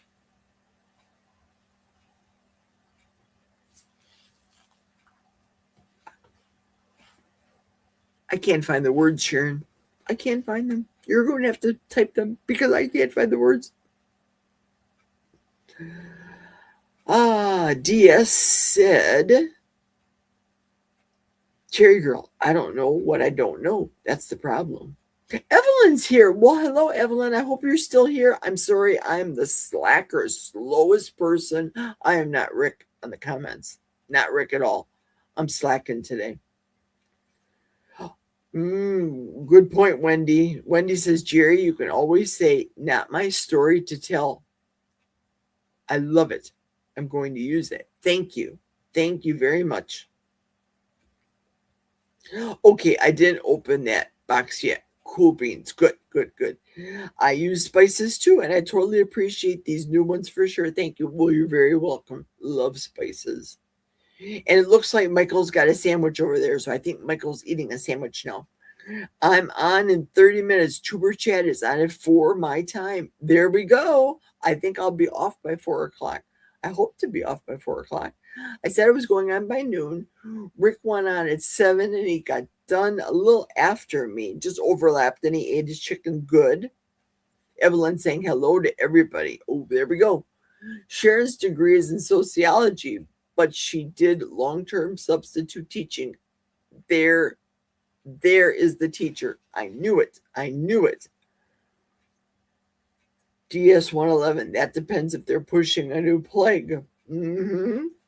Cherry Girl says, I'm laughing. My husband says that too. They really don't want to hear us talk. My voice can be like squeaky chalk on a chalkboard to him, I think. Or the Peanuts teacher. Pardon me. Oh, bubble water to the rescue. I got to talk about Juliet. I have to talk about Juliet to her face because she's on here too. Juliet did a live maybe a week ago. Maybe it was during this week. I don't know. I have so many days. I don't even know what day it is. It's Saturday. And her video, when I first watched it, I turned it on the phone. The phone is the first thing I turn on, and then I go to the bathroom because it's playing then after I hit the play button when I go to the bathroom and I don't use the device. Those people that use their device when they go to the bathroom, and I mean what I mean by going to the bathroom, meaning going to the bathroom. Stop it. Don't put all those germs on your phone. That's despicable. I'll turn it on, click, go to the bathroom while it's next to me on the nightstand of the bedroom. Then I came back and I looked. I said, Juliet looks like something I remember from a child's book. And then I thought, who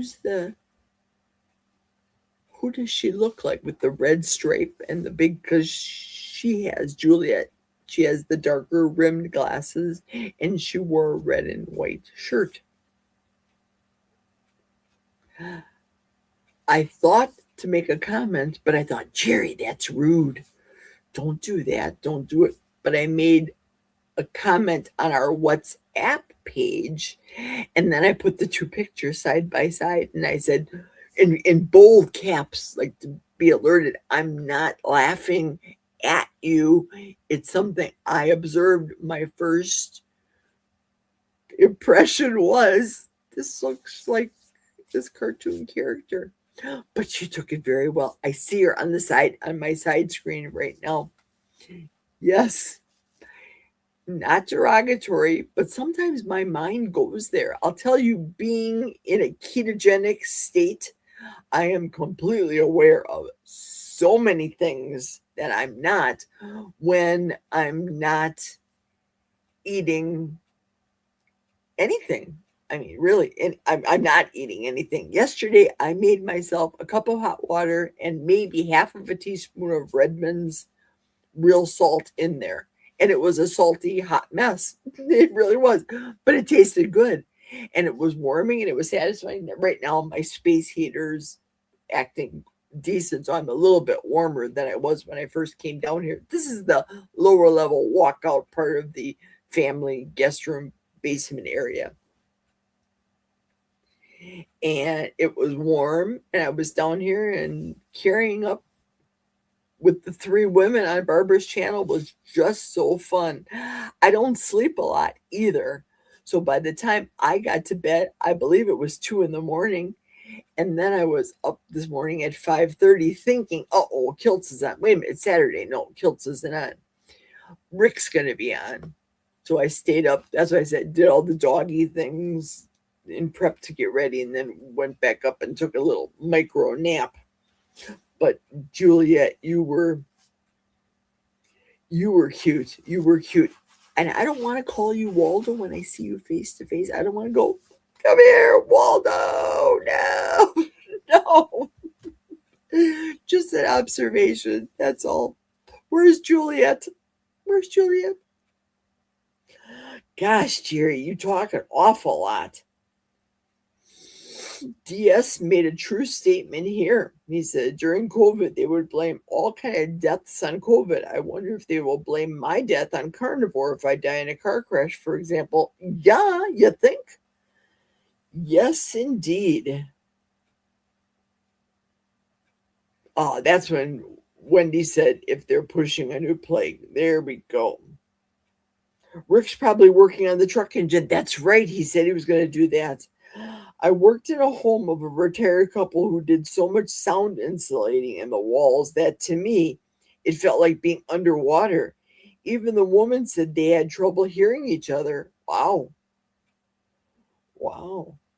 My husband used to be my best girlfriend, said Terry, but now that he's old and crotchety, it's a little more crazy game to play. Still him, though. He merits still exceed his black mark so far. Aw, that's so sweet. That's so sweet. But I'll come home after working second shift and there's snow on the stairs. We all have no control. If the snow stops, for example, at 8 o'clock or starts at 8 o'clock at night and he's already in bed, well, that makes sense. It really does. But I'm still not shoveling this year. I'm not going to shovel this year because of the hip and what have you.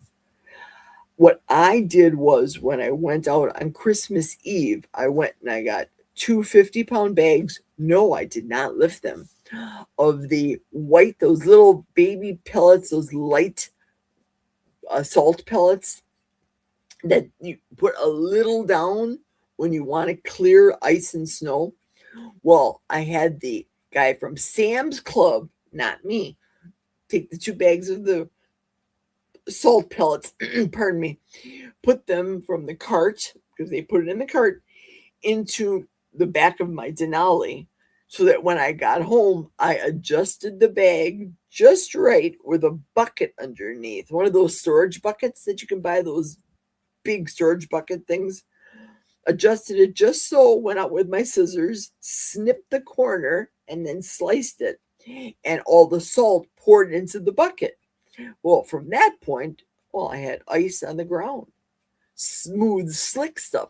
So I took that bucket and I slid it over and then slid it so that I could take the salt and put it around to eliminate the ice and snow so I wouldn't fall on my keister because the snow was not plowed nor shoveled on the pad that Jack and I park at.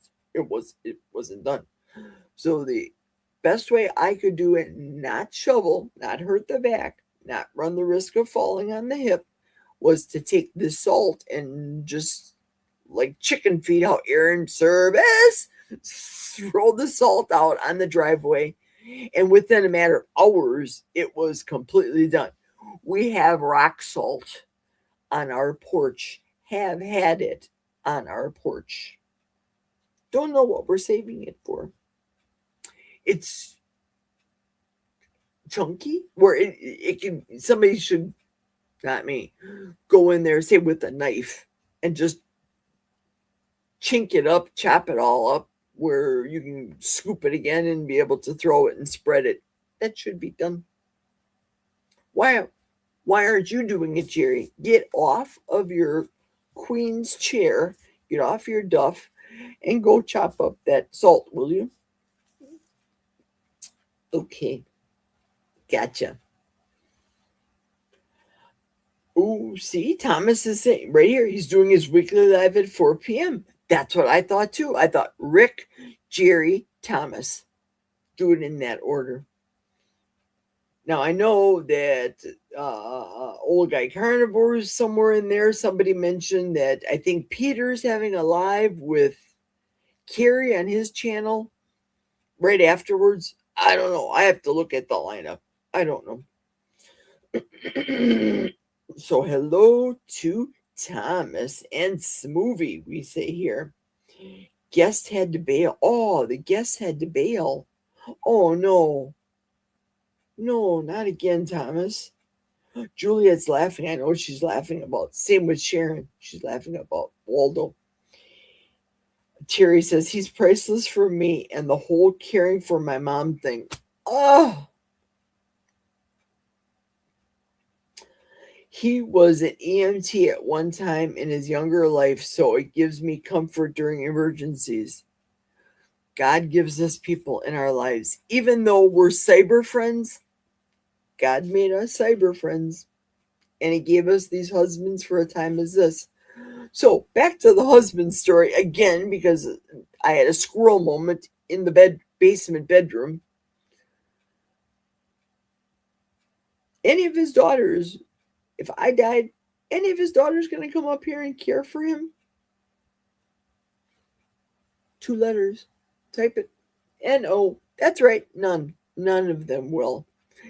If they can't, if they can only emoji Happy Thanksgiving and Merry Christmas, what does that tell you? And I hope they're listening right now. I posted it on Facebook. She used to watch my channel. She said, I don't think she watches anymore because, well, I'm spitting facts. That's all I'm doing. And I'm sorry if your daddy wasn't around in the 70s when your mother and him divorced. And I'm sorry your dad was an asshole back then when your parents divorced.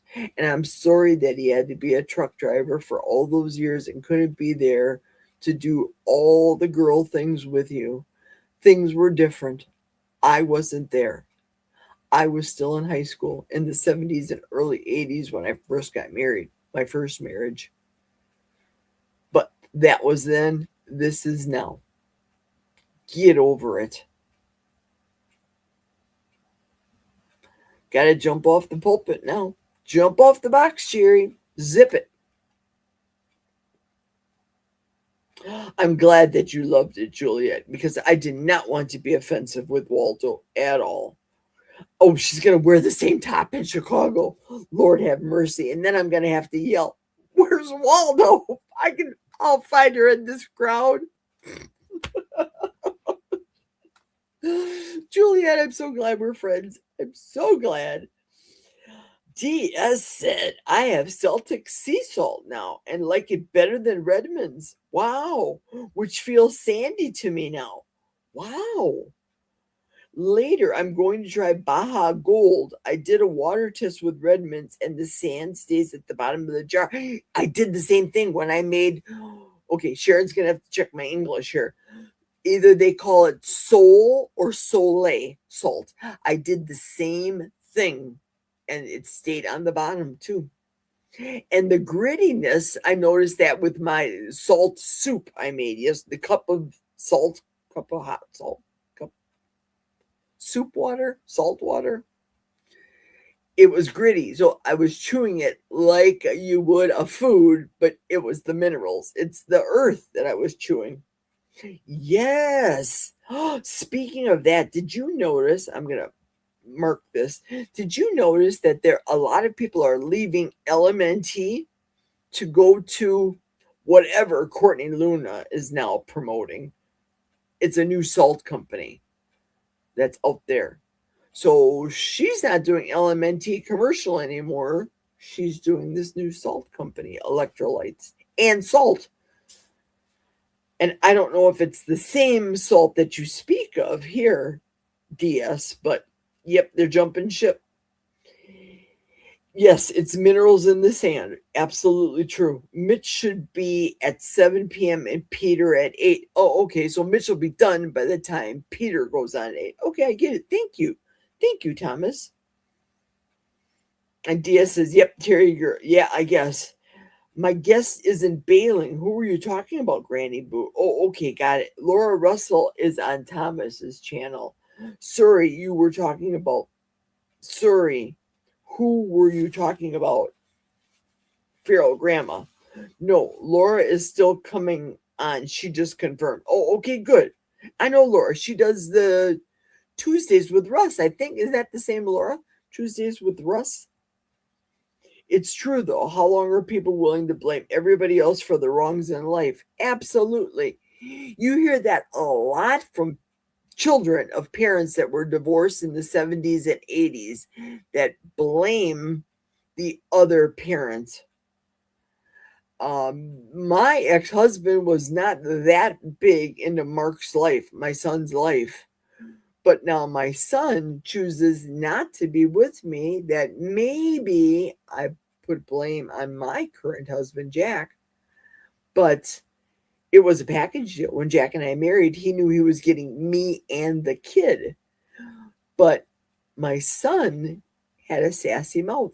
Teenagers go through stuff. I'm not saying he was an angel, because he wasn't. I remember the mother, me, being in downtown Milwaukee, and my son insisting I sent him to Milwaukee School of Engineering to be an engineer. Private school all of his life. I busted my ass with lots of jobs, and I spent a lot of time away from the house to make sure he had everything, because I thought that was the way it was. I, as a mother, had to be there to get him up, to feed him. Little did I know all the garbage I fed him, and toaster strudels out the door to get the bus. Those of you that know the toaster strudels, you know. And buying him all the we lived off of the sale items that were in the grocery. Our grocers was called Pick and Save. In that flyer, the Pick and Save grocery flyer, if it was mac and cheese, 10 for $1 a box, 10 for 10, that's what we ate that day. Hot dogs, all the things, all the convenience foods, the pizzas, all the junk. My son, in the middle of downtown Milwaukee, started putting his foot down. He needed more money. He needed this, that, and the other. I grabbed the boy. I don't know, he was 20 maybe. Grabbed him by his throat, and I said, "Don't you ever call your mother a BIT and make demands out of me." And we had words back then. But roll the clock back a couple of years before that, when Jack and Mark were all living together at one house, Franklin, Wisconsin.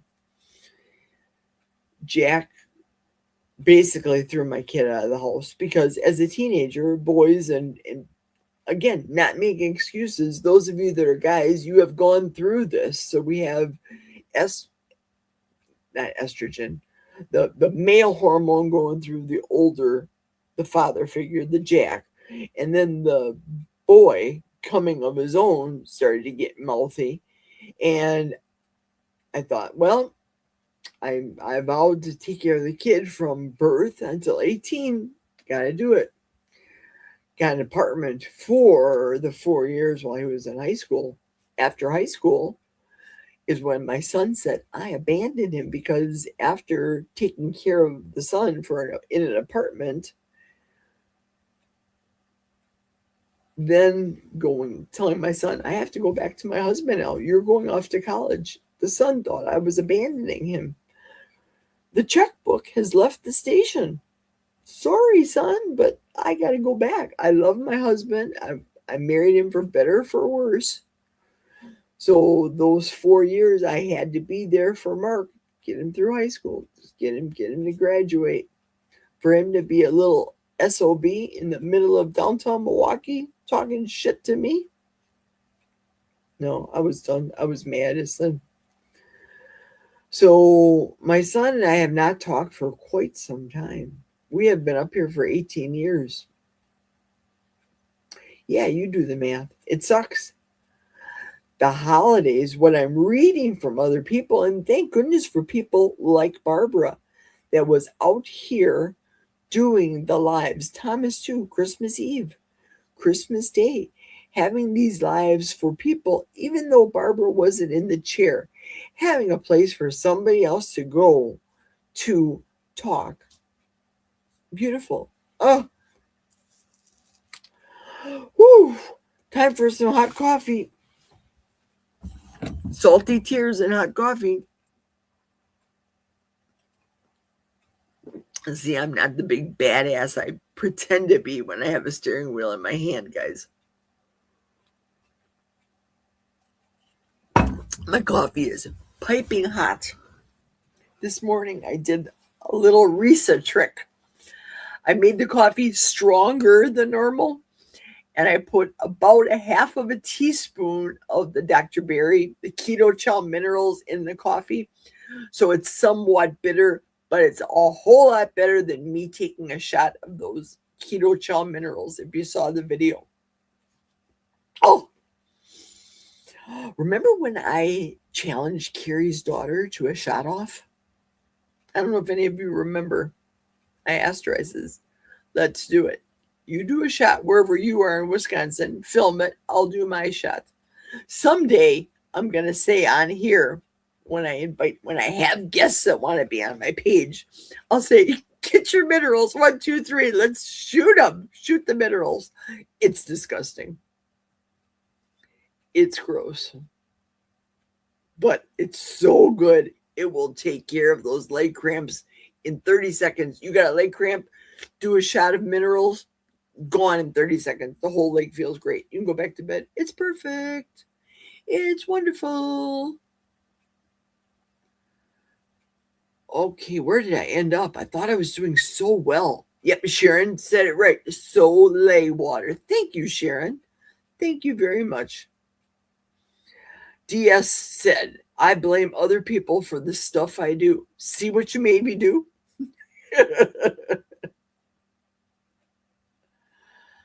Yeah, people just want to blame somebody else. They just do. They don't want to, as the finger that you're pointing with and the other four, or the other four are looking back at you. Yeah, right. So true.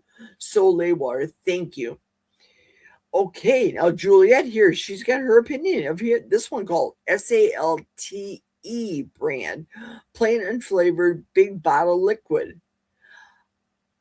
Is that minerals? Is that new stuff that everybody's having now? SALT. I have to look that up after the stream. Salty. I think that's the correct pronunciation, as opposed to Keto Chow, where there's salty is pronounced, but it's spelled capital S, small ALT, capital T, salty. So this is just a different spelling, but the same pronunciation, salty. Confusing much? I don't know. It's fun to say, though. Yes, Soleil is. Yes, I confirm. Mitch at 7 and Peter at 8:15. Okay, good. So Carrie must know that old guy is going to go a little bit late. Carrie's using the noodle. Eastern time. Either that or that's when Carrie starts his movie downstate in Wisconsin at 8. And then he'll have the movie started and one of the girls taking care of it. And then he'll be able to do the live. Perhaps. With Peter. Target prime rib. Oh, sounds like Peter is gunning for Mitch. Go Peter. I thought about that too. I think I'm almost positive I put that down on Rick's live. Same thing. Little competition. I don't think Peter likes me. For some reason, I get that vibe from him. He'll say hello to everybody, but he never says hello to me nor engages in conversation. I don't care. Don't get me wrong. It's not a boo-hoo moment. No. Sounds like Peter's gunning for Mitch. Okay, got it. Here's one thing. 2 kids raised by an alcoholic. One becomes one doesn't. The first blames it on the parent for how they did the same. The other uses it as a lesson to become a better parent. Ooh, good stuff. Very good. Rick, show him who's boss. There we go. Michael's going, whatevs. Peter and Mitch, what did I miss? That will probably be interesting, but probably members only, so some of us can't see it. Okay, got to talk about that. I talked about YouTuber and how I'm going to be supporting him financially. And I didn't want to offend the other people that may or may not be on this live, that I have supported them on a monthly financially. But I won't be part of Mitch's tribe come January anymore.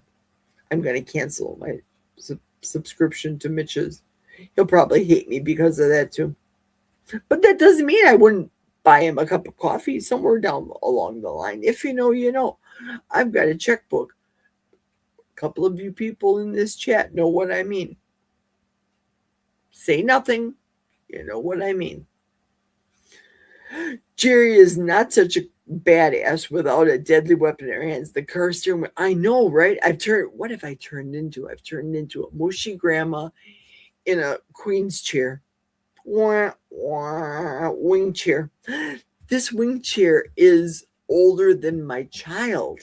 This wing chair was from 75. I think my parents bought this in 75. Yeah, it's old. The fabric and everything. I love it. I love it. That was a beautiful gesture to leave that live open like that. Okay.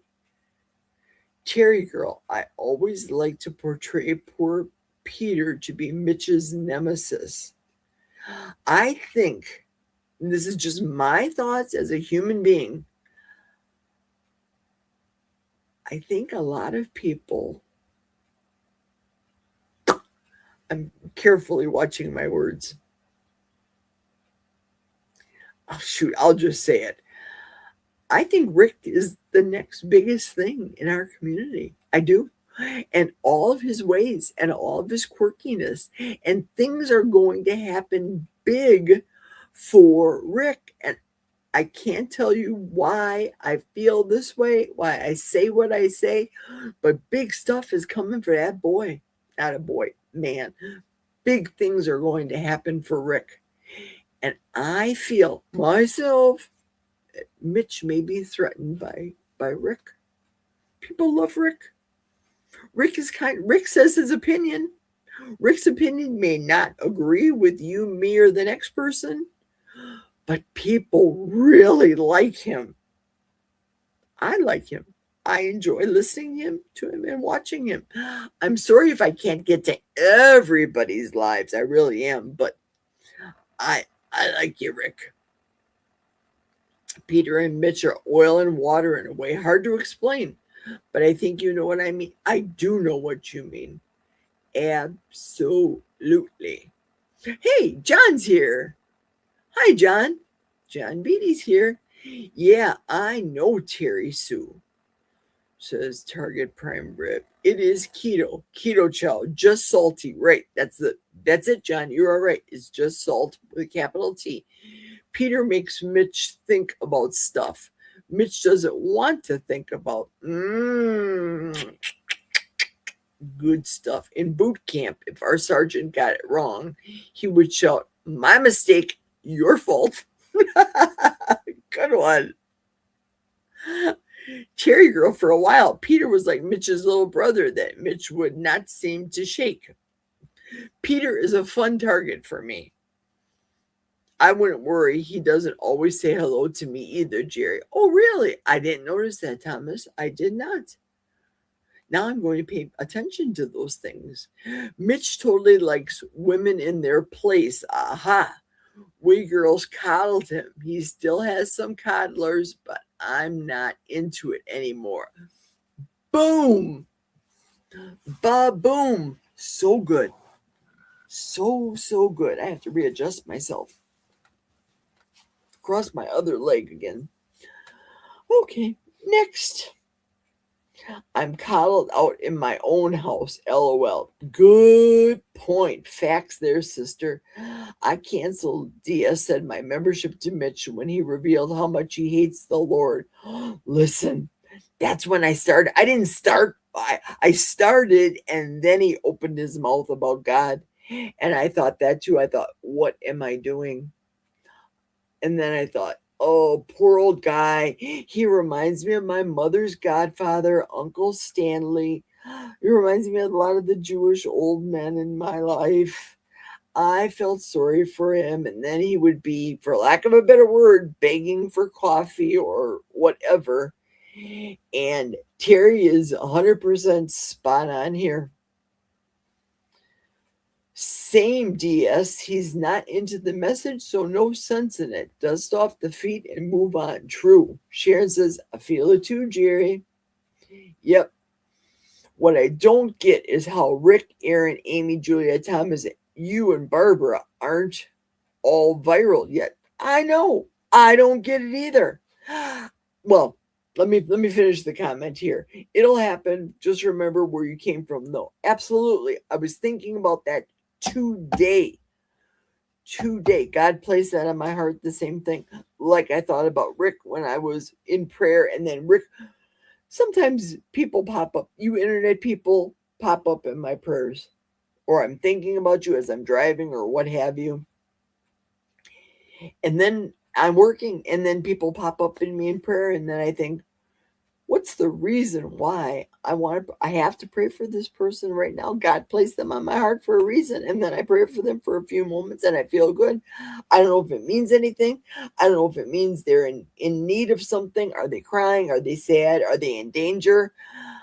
I just pray and let go and let God. So true. So true. Everyone needs to, Michael says, everyone needs to DS. Good. And Sharon says to DS, I know it's hard.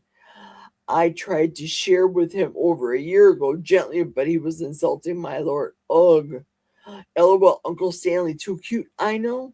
Uncle Stanley, that was the man that I told you guys the story about, the woman that he brought over that was a Jew, that she was the last one in her family that didn't die, and she was afraid she was going to get sent back and go to Auschwitz and all the things.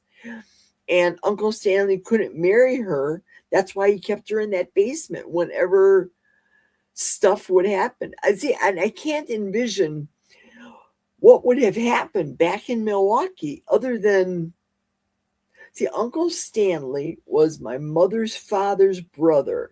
Ooh, I'm going there. Wow.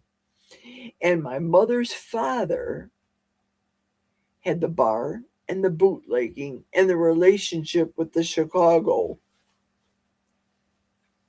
boys. But I can't imagine the police banging down somebody's door, banging on the door saying, show me your Jews. Or after the whole Jew thing was over and the house, that was our house. And that's when we would have the blacks. Now, it was a little room, a little shelter underground. And Father Grappi, who was a advocate for segregation, and we would keep them in our house. Somebody help my memory right now, because I have a lot of thoughts I'm thinking about.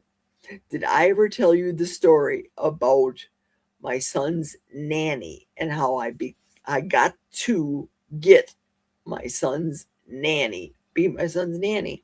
I'll finish that and then I'll look for your comments, because there's always a delay here. Pardon me. Uncle Stanley, I will, Terry Sue, and thank you, said Thomas. I'm grateful for everyone and where I am now. Fate will do what it's meant to be. So true. God has his hand on stuff. Here comes DS. Got a question for me. DS says, do you ever have a backseat driver in the car next to you? My dad does that. Yesterday, I basically told him to calm the F down. Wow. I got a story for that. Hang on, let me finish with these. I have so many stories today. I hear you, Jerry. The prayers are real. It's not witchcraft, but Godcraft. A to the men. Amen. Saying prayers randomly during the day while doing dishes or whatever are so important. True that. May just be a matter of obedience, and that's it at the moment, says Sharon. Yep. And Terry Girl is laughing at DS about the backseat driver in the car next to you. Yep. Men are more used to women shrieking in the car. My husband stays totally quiet when I drive because he wants me to learn to do it too. Hasn't worked yet. Here comes another question from DS. Have you heard of Michael Franzese channel? I have not. I answered that question before your first question. I have not. He's a former mafia, went to prison, and now a good conservative YouTuber. Shoot, I gotta find it. Michael Franzese. I've got to. I've got to. I have got to. I thank the Lord when I hit a green light that's mostly red. I go through orange lights a lot, don't I, Michael? Well, stop signs. I think what you guys see is you see me coming onto the stop sign after I get off the freeway, right? After I get off of 53. So you see me rolling, doing a rolling stop. That's what I think. Because I thought that to myself when I didn't have you guys on screen. I thought, let me try to be observant and see what the people think of me when I drive. So I did that. I rolled, stopped there. I thought, that's a Michael moment right there. I rolled, stopped right through the stop sign. Nobody's around at 1:30 in the morning is my logic. So true. Terry girl, it pisses me off because the phone is constantly going off in his backseat driving. Just pray for patience, DS111. It's our only superpower. Ha ha. Okay, good. I'm done with the chat. So nobody answered my question. So let me tell you the nanny story. I like his channel. Good. Lynn just said the two. I like his channel, Michael Franzese. Good. When I'm doing the hard things with my mom, I'm constantly saying, help me, Jesus. Otherwise, I'd be saying WTF, LOL. Yeah. I don't like the big F word. And I found out how to block words on YouTube. I didn't know how to make Lynn a wrench until today on YouTube, but I found out how to block words. Let me adjust myself. Well, I tell you the nanny story. I could have swore I told everybody the nanny story. Here goes. Straighten out my shirt. Sometimes I'm choking. Okay. We came upon the opportunity, ex-husband and myself, from the church that we were going to doing missionary service in Africa. Because what you guys are hearing today in today's news about the killing of Christians in Africa, that's what we knew 35 years ago. And that's what our church was called to do missionary work. Now, I had an infant at the time, a small child, so I couldn't leave up and go and leave to go to Africa on that mission. I had to stay home because of the newborn baby. You really shouldn't. If you have a baby, stay home with your kid for a while. Don't be taking that brand new infant to church and getting infected by everybody and their cootie people. Don't, stop doing it. So my calling from God was to go to this house where this man from Africa had lived and brought women to the United States, in essence, to be his,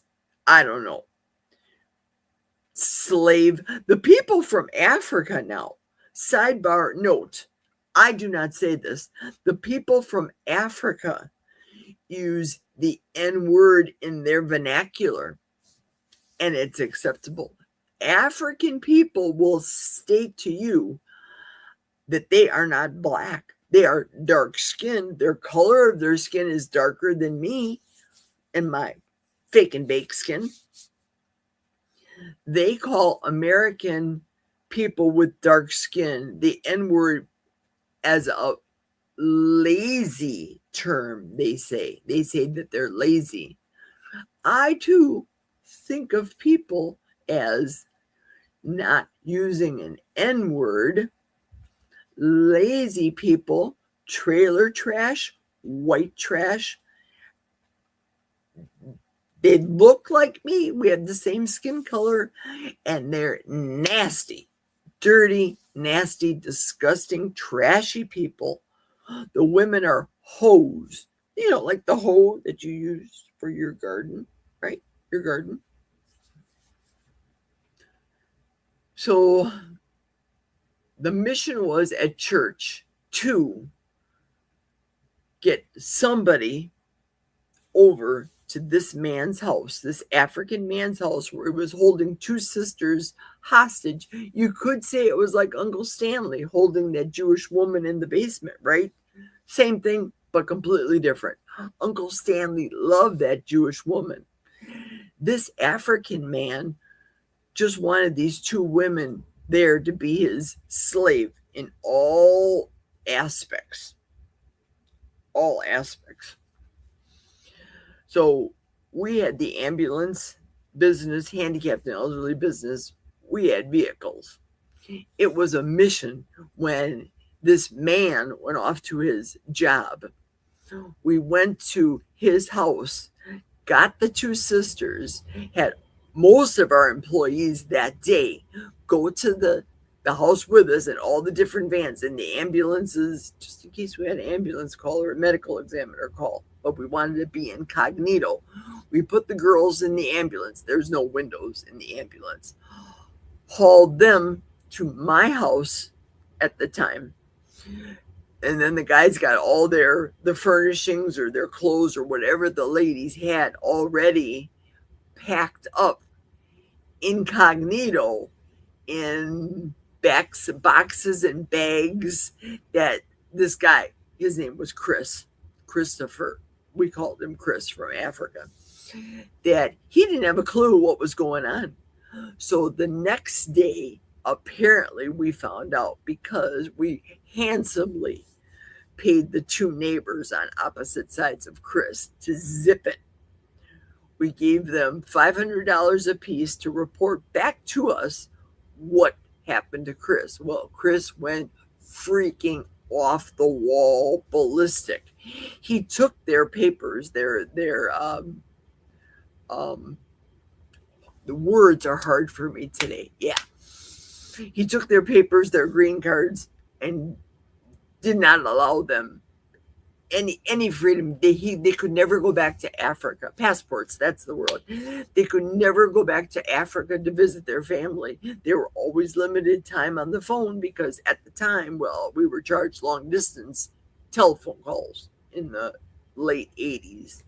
Cell phones were those big black, I had one of those big black purses in the car, plug it in, etc. Chris went ballistic, looking all over the place. Now, Milwaukee's very segregated. There's the north side that predominantly, I'm talking about, we were separated by a viaduct between the city, the south side and the north side. North side, generally speaking, blacks. South side, generally speaking, whites. Different communities. The Italians would be on the northeast side where I went to school in Milwaukee, my high school, St. Joan Antietam. That was the Italian community. The Jewish community, Glendale, again, the northeast side. The Jews were also interspersed with the north side in Milwaukee around St. Joseph's Hospital. Like the Hispanics were on the southeast side towards the lake, etc., etc. We had like many cities do. Chicago has the same thing. San Francisco, Little China, Little Italy. There's all littles in all major city metropolitans areas. So one of the sisters, she was sent home. She had to go and care for the other sister's mother, was very sick. So we sent her home. That was our mission. Get her to the embassy, get her proper paperwork and the proper things to get her to go back to Africa. We, for lack of a better word, kept. Only because Florence, my son's Mark, that was his name, that was her name, Florence. She insisted that she stay behind as she was close to God too. Very, very religious family, very religious people here and in Africa, the whole family as a whole, except Chris. He was just an ass. He was an ass slave owner, African slave owner here in the United States. It was a thing in the early 90s. Yes, it was. My son was born in 89. And I got to the point that I couldn't, I would take my son all over wherever I went. If I had meetings in the city of Milwaukee or contract negotiations or wherever the case may be, I would take him until one day. I think he just turned 3, I think. Took him to City Hall. He escaped. I was talking to some Congress, somebody, I don't remember, in downtown Milwaukee, in the lobby, City Hall. The kid ran as fast as he could onto an elevator that went upstairs. I went nuts. And if you've ever seen the city of Milwaukee's building, you can yell upstairs. It's all open, the entire building. You can scream at the top of your lungs. I screamed like a crazy woman at the top of my lungs. Stop every elevator and get my baby to me. I just waited there and I screamed. So when you speak about screaming in the car or whatever, that was my screaming experience. I was afraid he's going to get out of the elevator, jump over the railings and fall to his death. All the thoughts came to me. But at the time, I was in control of my Christian emotions as I am right now. I was way afraid, fearful, scared, all the things. Everything's going to happen. My kid's going to die in his sleep. All these things are going to happen. Just horrific things. Now I'm a chill Christian. God's got it. Like I tell you, whatever's going to happen is going to happen. I think if ever I don't appear on YouTube, people are going to wonder. I probably should have an administrator on this channel speaking for me. If Jerry's not on within a matter of, I don't know, let's say 2 weeks, because usually I'm on every couple of days or commenting somewhere that somebody needs to send help for me. And that's not a joke. I'm being serious. So at that point in time, while I was screaming, somebody brought my child from the 3rd floor. They told me they brought the child, kept the child in the elevator, got back in the elevator with the child. Let me rephrase that. And they brought my child back down to my level on the 1st floor, and he was safe. At that point, I determined this has got to stop. I need a babysitter. I need a nanny. I need something. Well, God answered my prayers by giving me Florence through the missionary work.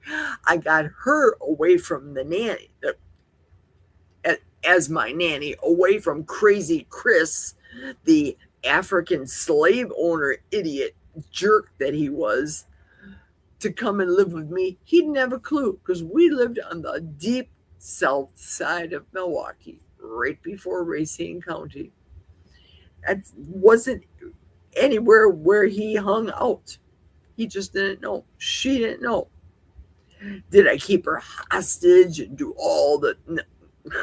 No, she was free to do whatever. She took the baby, my son at the time, just over 3, to the grocery store. She didn't drive. She didn't have a driver's license.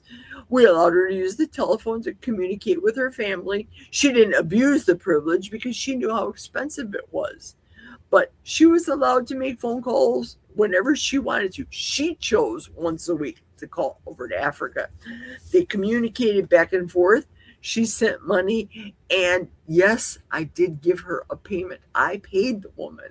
She didn't want any money because her ultimate goal for me, wanting the best for her, was to get her back to Africa to take care of her family. Now, Florence and I have not communicated since I wrote letters many years ago. And I don't know if she died. Was she persecuted? Was she murdered? Was her whole family? I don't know. We lost communication, but God had placed her in my life in that period of time for a time such as that. I sent her home. My dad, who needed me, came to live with me.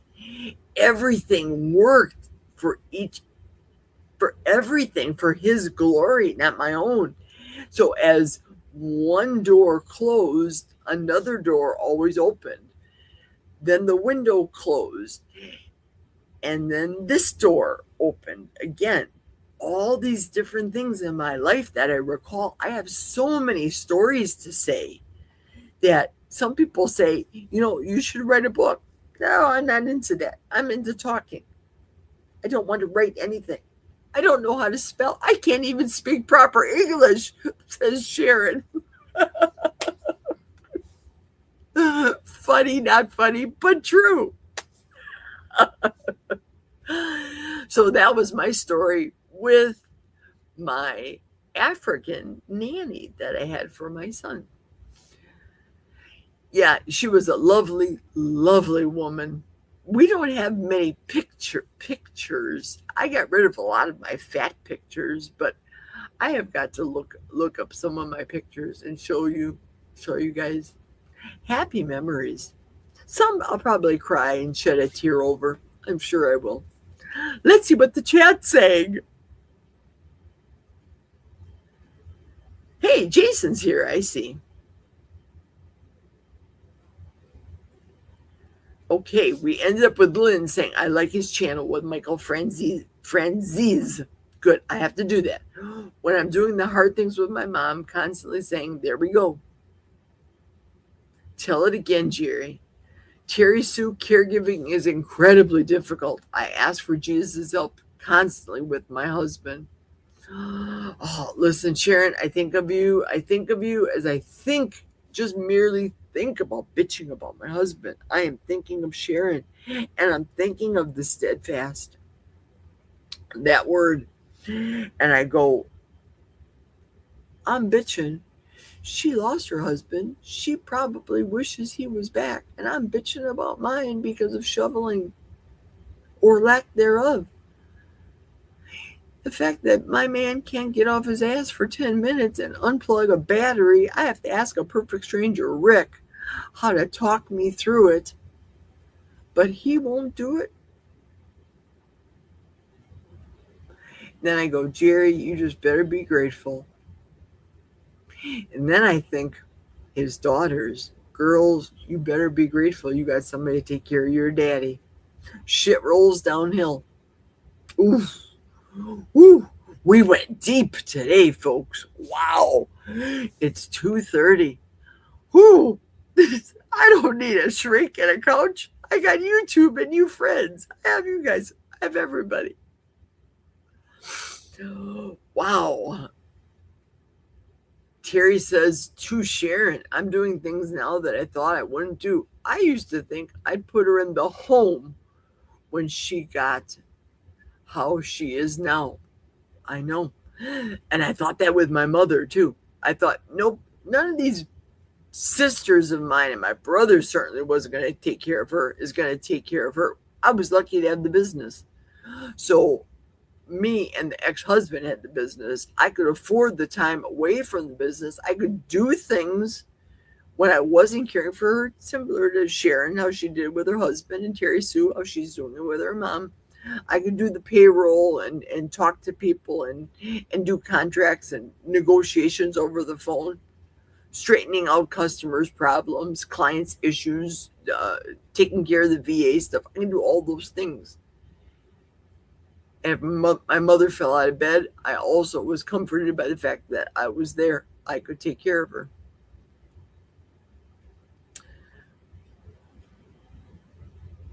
Terry Girl says, but I can't. So now I'm a certified nurse assistant. DS said to Lynn, I sent Jerry the channel. Thank you very much on her phone. Mwah. Thank you, DS. I appreciate it, friend. I have exclusively have her number. You know you do. Everybody should have my number by now. I posted it so often. I'll give you a tip about my phone number later for those of you that don't have it. Right. This season in your life will be rewarded on the other side. Facts. So true. Oh, and Lynn just gave DS thumbs up. Awesome. Cherry Girl, are your mom's issues because of metabolic disease, do you think now? Jason's here. Good afternoon, Just Jason Keto. Merry Christmas, friend. Everybody's saying hello to Jason. Anyone who works in a factory is a slave. Listen, I do too. $25 an hour slave right here. But I'm no longer a slave getting in my car, filling up my gas. The Denali is really thirsty. Driving from here to there to show houses. As a realtor, you don't make anything until you go to a closing. So, slave in a factory, yes, but excellent benefits. Should I be retiring at 26? Yes. Don't know what the future has with retirement. It's coming. It's coming in my future soon. I don't know when. Soon, I think. But yeah, I'm a slave. I hear you. I hear you, Michael. DS111. Pretty sure it's nicotine, alcohol related. Those two things jack up your system so much. She never been overly fat, ate healthy enough.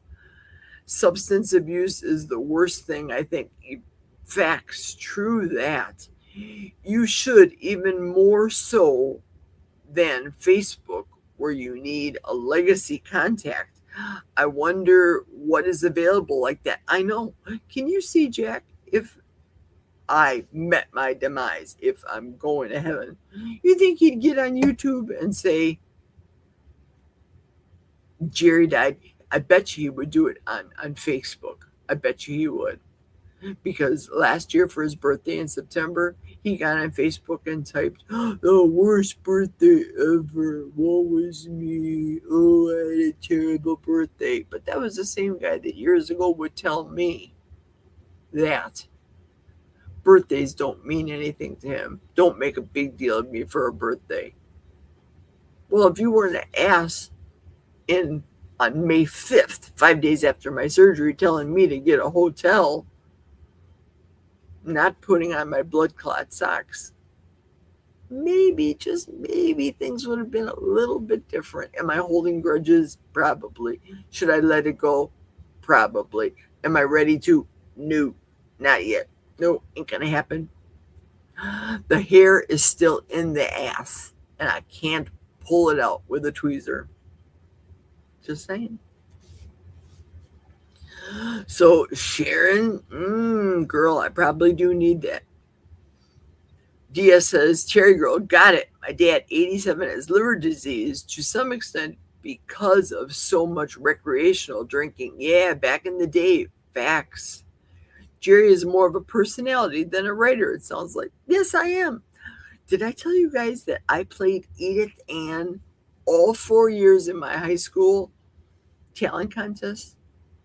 My name is Edith Ann, and I'm 5 years old.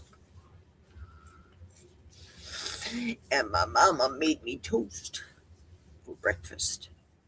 And I fed it to the dog because the dog was hungry.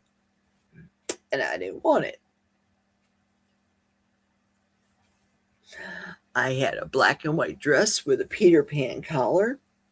And I sat in the nun's big rocking chair. And I did Edith Ann. And I made them all go crazy for 4 years. 4 years, too. I never missed a day of high school in 4 years. That's right. The blizzard of 1978, where everybody was up to here in snow. This girl trudged from her parents' house to the bus stop, got on the bus, took that number 14 bus all the way to St. Joe and Antietam High School in 78 blizzard. Got there. School was shut down. I didn't know about. We didn't have cell phones. We didn't have those emergency situations. Remember, I had to leave my house in time to trudge through the snow to catch the bus so I wouldn't be late for school until I got to school. And the nuns had to keep me for a couple of hours until the roads were better that I could get back in the bus and go back home. Crazy things. Never missed a day of school. Now I look back. Kids are missing a lot of school these days.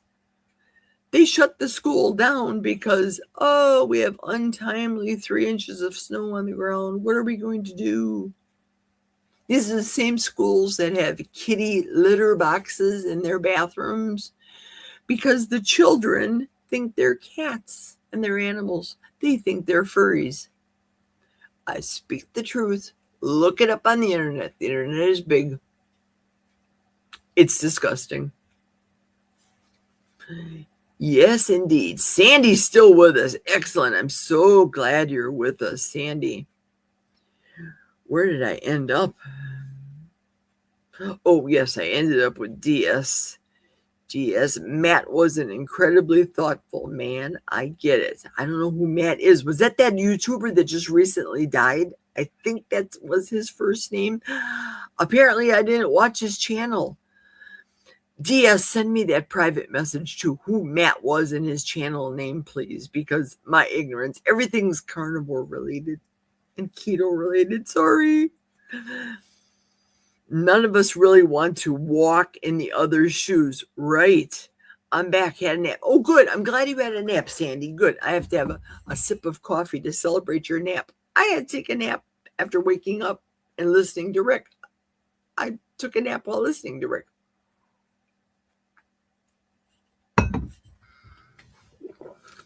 Okay. Back. Move the camera again. Now you move it closer to me. There we go. Okay, so Sandy took a nap. Now, where do we continue on after Sandy's nap? Michael said, I love naps. Sandy, you can nap for hours and hours, and we'll still be here talking. True that, Lynn. True that. Michael, me too. And Sandy's waving to you, Lynn. My son, who is not speaking to me because I voted for Trump, is my legacy person on my Facebook. So no one will know I died, probably. Oh.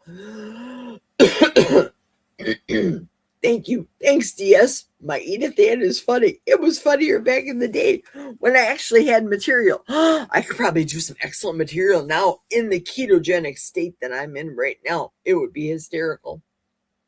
It would be. The Peter Pan collar. We had all those Peter Pan collar, patent leather shoes back when my sisters were in grade school. If you wore patent leather shoes, black patent leathers, the boys could see up your skirt. If you wore white blouses, it reminded the boys of bed sheets. This is what they taught the children at Catholic school in Milwaukee, Wisconsin. I kid you not. These are the stories that sisters have told me. DS says, Terry Girl, my Trump coin image, which I love, I love it, image is also a large image on my phone wallpaper.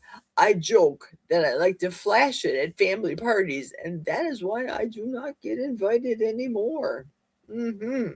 Funny world we are in, Smoofy said. Terry Girl goes, ha ha, it's just so ridiculous, man. I don't get it. I know. Me either. That's why we're all friends here on this YouTube page. For reals. Thomas goes, a girl in my nephew's class a few years ago thought she was a dog. So my nephew responded to her by barking.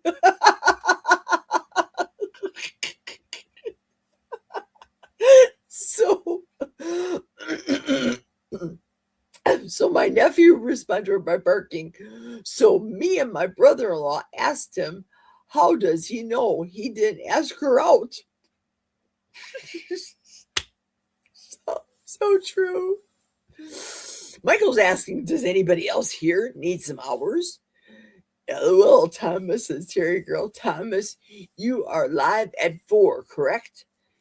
And Thomas replied, yes, I am, Sandy. Then Terry Girl said, boys like the girls in the Catholic uniforms, hence Mary Catherine Gallagher.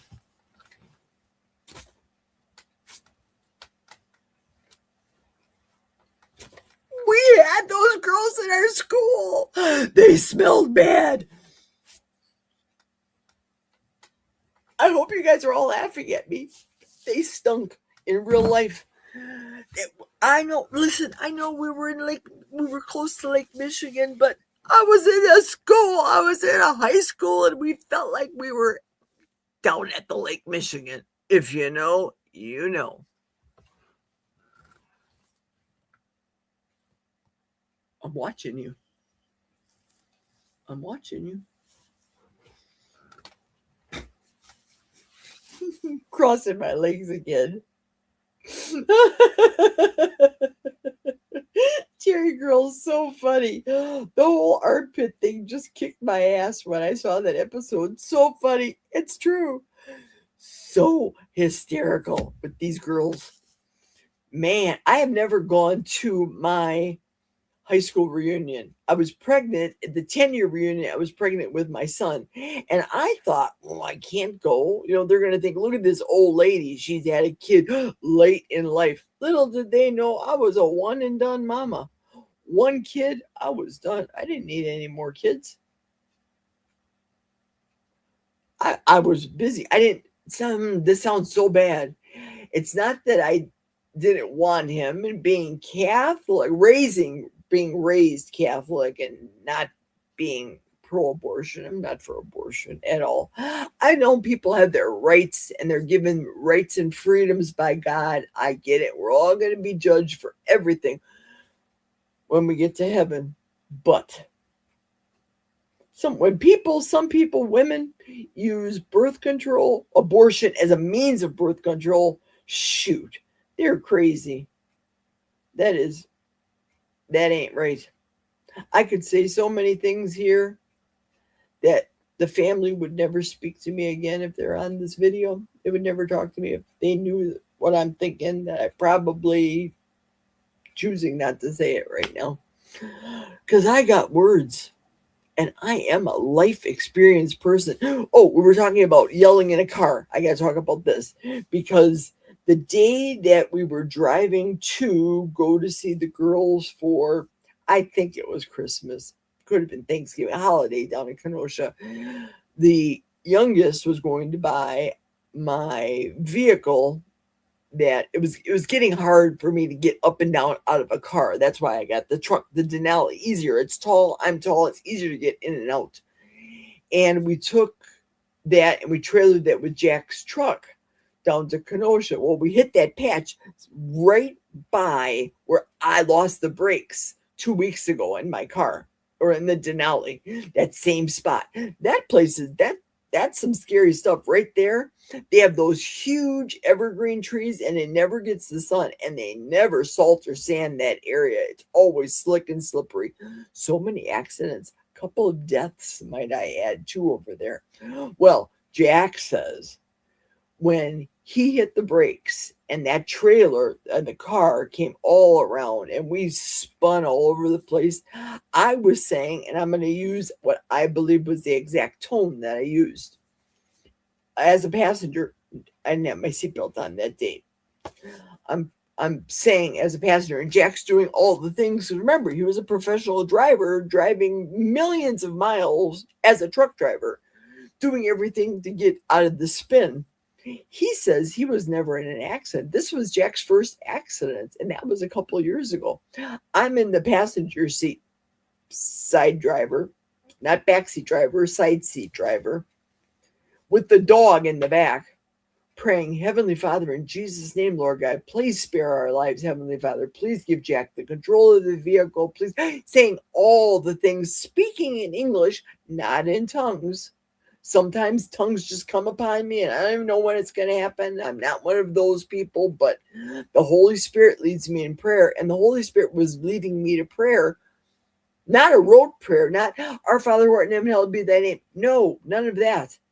I was just speaking to God. And after the fact, maybe a week later, I heard Jack talking on the phone saying, I was hysterical next to him, screaming. I was not doing it. I was praying for God to help us. His vehicle got the brunt of the majority because the trailer that he was hauling the car with smashed up against his vehicle. Our vehicle smashed up against or into a ditch. That's where we ended up, in a ditch, smashed up against a mailbox, or we took out a mailbox. Something happened. Well, people had to pull us out of the ditch. So Jack's truck got the brunt of everything. The car we were hauling, nothing. Impeccable, perfect. Nothing happened to that car that we sold to Jack's youngest daughter that we took down to Kenosha. But our truck was pretty messed up. It was in the shop for quite some time. But again, perception. He says I was yelling and screaming and no, I wasn't. I was there. He was probably imagining other women that he's been with that carried on. No, this girl was praying. I was praying through it all. God, help us. I didn't want to be tumbled over. Woo! Okay, armpit thing. Now we got Sharon laughing at my armpits. Cherry Girl, was that 90s Saturday Night Live? Yes, it was. Absolutely. It was. The last decent decade of Saturday Night Live, in my opinion. True, I think so too. This SNL right now, shoot. I have the DVR set to record Saturday Night Live. I haven't watched it, even though it's recording it, probably recorded it for the last couple weeks since they've been on. I haven't watched not one episode this year. Don't really care to, as a matter of fact, either. My great-grandparents pastored a Pentecostal church, and they were pretty crazy for the Lord and the vessel that is a huge part of my salvation. Granny did tongues, always freaked me out, LOL. Yeah, I know. Very seldom do I do it. Very, very seldom. And I go to, not a Pentecost, it's a non-denominational church. There's no shouting in the pews, and we're not all raising, and people aren't being not cast out evil spirits, not being slain in the spirit. That's the correct verbiage, isn't it, Terry? There's no people being slain in the spirit in our church, but it is a culmination of a lot of people that were, shall we say, disenchanted with their religious churches or their places of worship that they went to. For me, it was the Catholic Church. I got a lot of stories about the Catholic Church that legally I cannot talk about. And we're going to leave it at that. You're going to have to wonder what they all are, because I can not speak of them ever. I have a lot of experiences where the Catholic Church makes me think, no disrespect, I don't want to be misconstrued, because you guys know I love Amy. And I wouldn't say anything derogatory about her faith and her beliefs, though I did watch her service that she sang at. And a lot of the Mass is different. Even when I went to my sister's in Madison, and the Mass is different than it was back when I used to go to the Catholic Church. Even when I first got married, I would go to church every day. I would go to church every day, going as a student to church every day. When I got married, I went to church every day. Every day in our household, being raised by a Catholic mother, we'd have to pray the rosary. Every Friday, we had to pray the novena in Latin. So I remember, now if somebody gets me started on a Latin prayer, I can finish off. But I can't off the top of my head start reciting Latin anymore. God has freed that from me. But a lot of that was, at the time, what they called rote prayers, like the Our Father. I no longer, my opinion, those of you Catholics, please don't misunderstand. I love you as people. My opinion is I can't pray myself going through the beads and looking up at that statue, or having that St. Christopher medal in my car and think that St. Christopher is going to save me. And those beads are not going to get me to heaven any faster The only thing that gets you to heaven is your belief in the Lord Jesus Christ. Believe in the Lord Jesus Christ and you will be saved. Period. End of discussion. I don't know anything about purgatory. And when the Catholics believe that if your baby wasn't baptized in the Catholic Church, that they're going to go to hell or they're going to be in purgatory. I think if somebody's baby dies, God's going to take care of them. And the people that have gone before us will take care of the baby until we get to heaven and finish taking care of our baby. That's what I think. And maybe I've been listening to too many NDEs. I don't know. NDEs, by the way, are near-death experiences.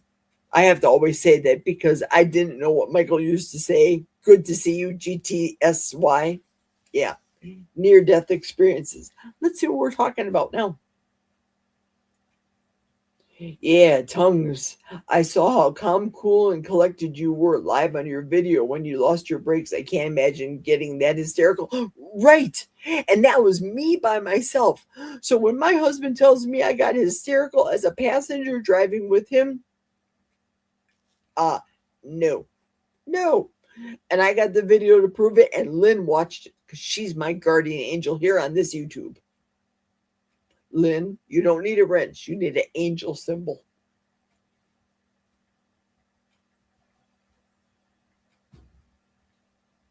I'm going to put that down, right down. There we go. There's my contribution to you, Lynn. I just gave you. Did you hear the bell? Ting-a-ling-a-ling-a-ling. Look, Daddy, every time a bell rings, an angel gets their wings. Ting. I didn't hear any bells. I have no bells down here to shake for you guys.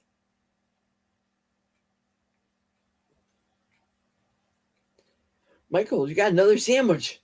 Michael's hungry today. He's got another sandwich. Sharon says, Terry, my mother would have been a Quaker. She'd speak out in a church as a kid. Some had interpretation, but I'd freak out when I knew it was coming. LOL. Ooh, I feel it. Terry girl said, well said, Jerry. Well, thank you, Tear Bear.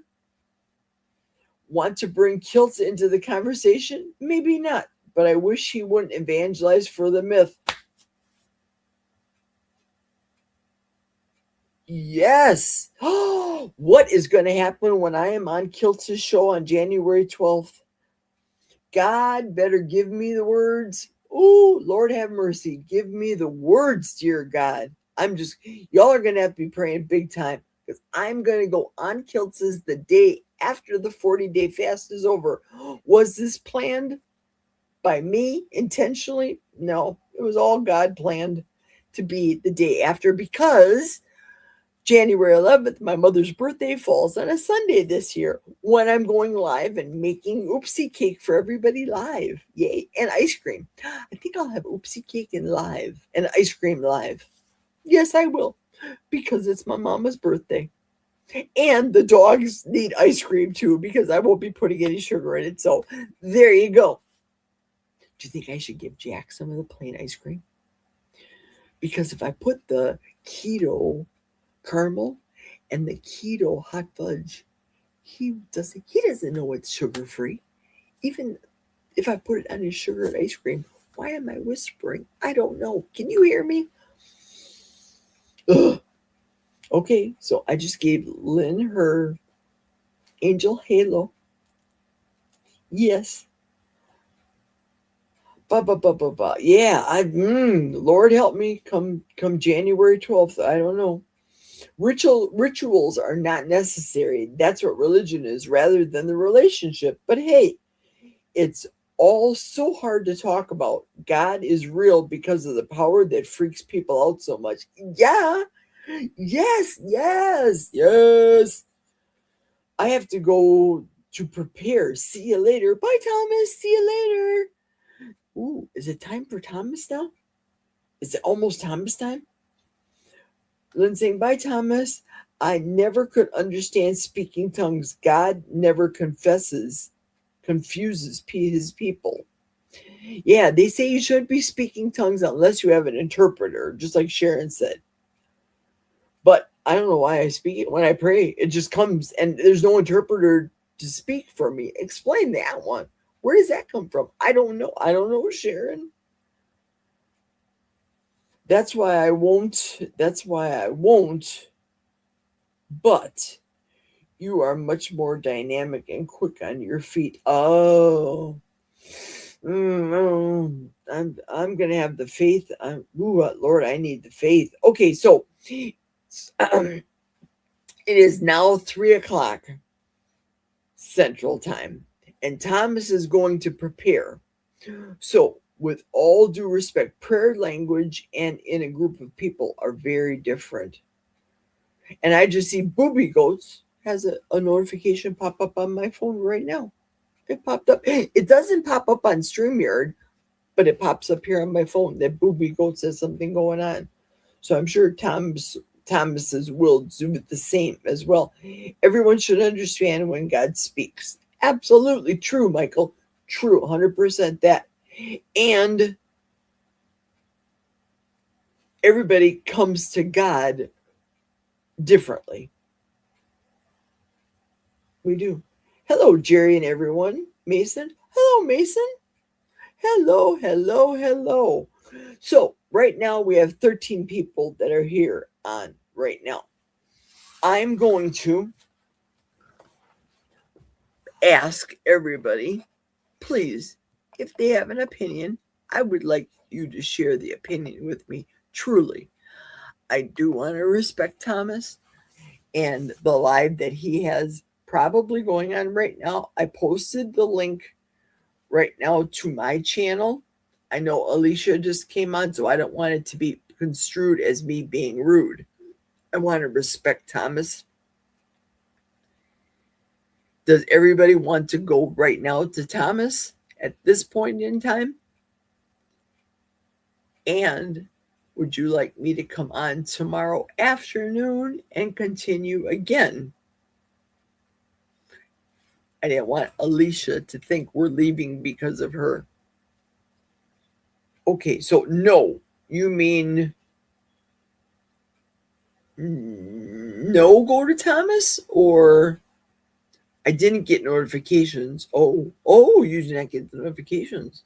I guess what I'm saying is right now my crowd is dwindling. Now I have 11 people. So shall we all? Oh, Mason's saying don't go. Okay. 11 people I have thus far. I'm cool with watching Thomas later and giving Thomas the watch hours. I'm absolutely cool with that. But I do not want to dissuade people from not going over to Thomas. So with all due respect, at this point in time, I would ask that, let me paste my link on there again. Now, see, this girl has got it going on. She says right now, Lynn goes, I'm on 2 phones and the TV right now, so I can watch you both. Not an issue for me. Okay, cool. And I watch Thomas usually at 1.5 speed. Thomas talks slower than me. I talk fast. So I watch his videos all at 1.5 speed because I miss a lot of his videos and his interviews. So I make sure I get in Thomas time. So at this point in time, I ask everyone, if you would like to hop on with me, by all means, come on down. Click on that blue link that I have on your phone. See that blue link? My face? There we go. Click on that blue link and come on down and join us. Just Jason Keto says, Lynn is everywhere all at once. She is the moderator, ultimate extraordinaire. I can always depend on Lynn for reals. I need to make her my death moderator. That's a lot of pressure on you, isn't it, Lynn? Jerry's dead. How do I tell YouTube? That means you'll have to come on to YouTube and tell people, Lynn. Yes. LOL. I tried, Jason. Lynn says, does anybody want to come on with this old bag and have a little tete-a-tete? Little couple of giggles? I'll give anybody a couple minutes if they want to go get a messy bun like this girl has. It's too early for us to go after dark and talk stuff. I got a lot of after dark stuff to talk about, which will be for after dark when the kiddies are at school or in bed. Oh, shoot. Oh, I hear footsteps upstairs. Jack's walking. He's in the bathroom. I don't know how to check my Facebook other than here on the computer, but I don't know how to do two, like on Thomas's, for example. The dogs are barking. Maybe somebody's here. Maybe the mail lady delivered something. That might be. Can you hear them? They haven't come down yet to bother me.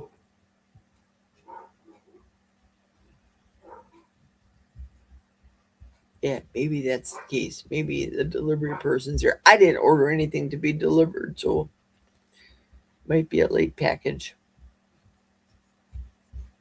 What is everybody having for dinner today? Just because I'm not eating doesn't mean I'm not interested in what you're not eating. Now, I know Michael has a sandwich. He had 2 sandwiches since I've been on here. Thomas is interviewing Laura. Not my gig right now. I'm doing crazy things with mom and running back and forth and such. Okay, totally get that. Totally get it. Yes, I've seen Laura before on Tuesday. Was it on the cookout? She's on the cookout, isn't she a lot? Yes, I do. I still have my slept in hair from last night and robe on. LOL. You saw me yesterday in my jammies. It looked like nice, they were nice pajamas, but you can wear them out in public. What do they call it? Loungewear? I think nowadays they call it loungewear. It just trips me out when I am in the store. Patricia's here. Hi, Patricia. Hi, welcome. I just saw your live. Uh-oh. Hi, Terry. I just saw your live. What?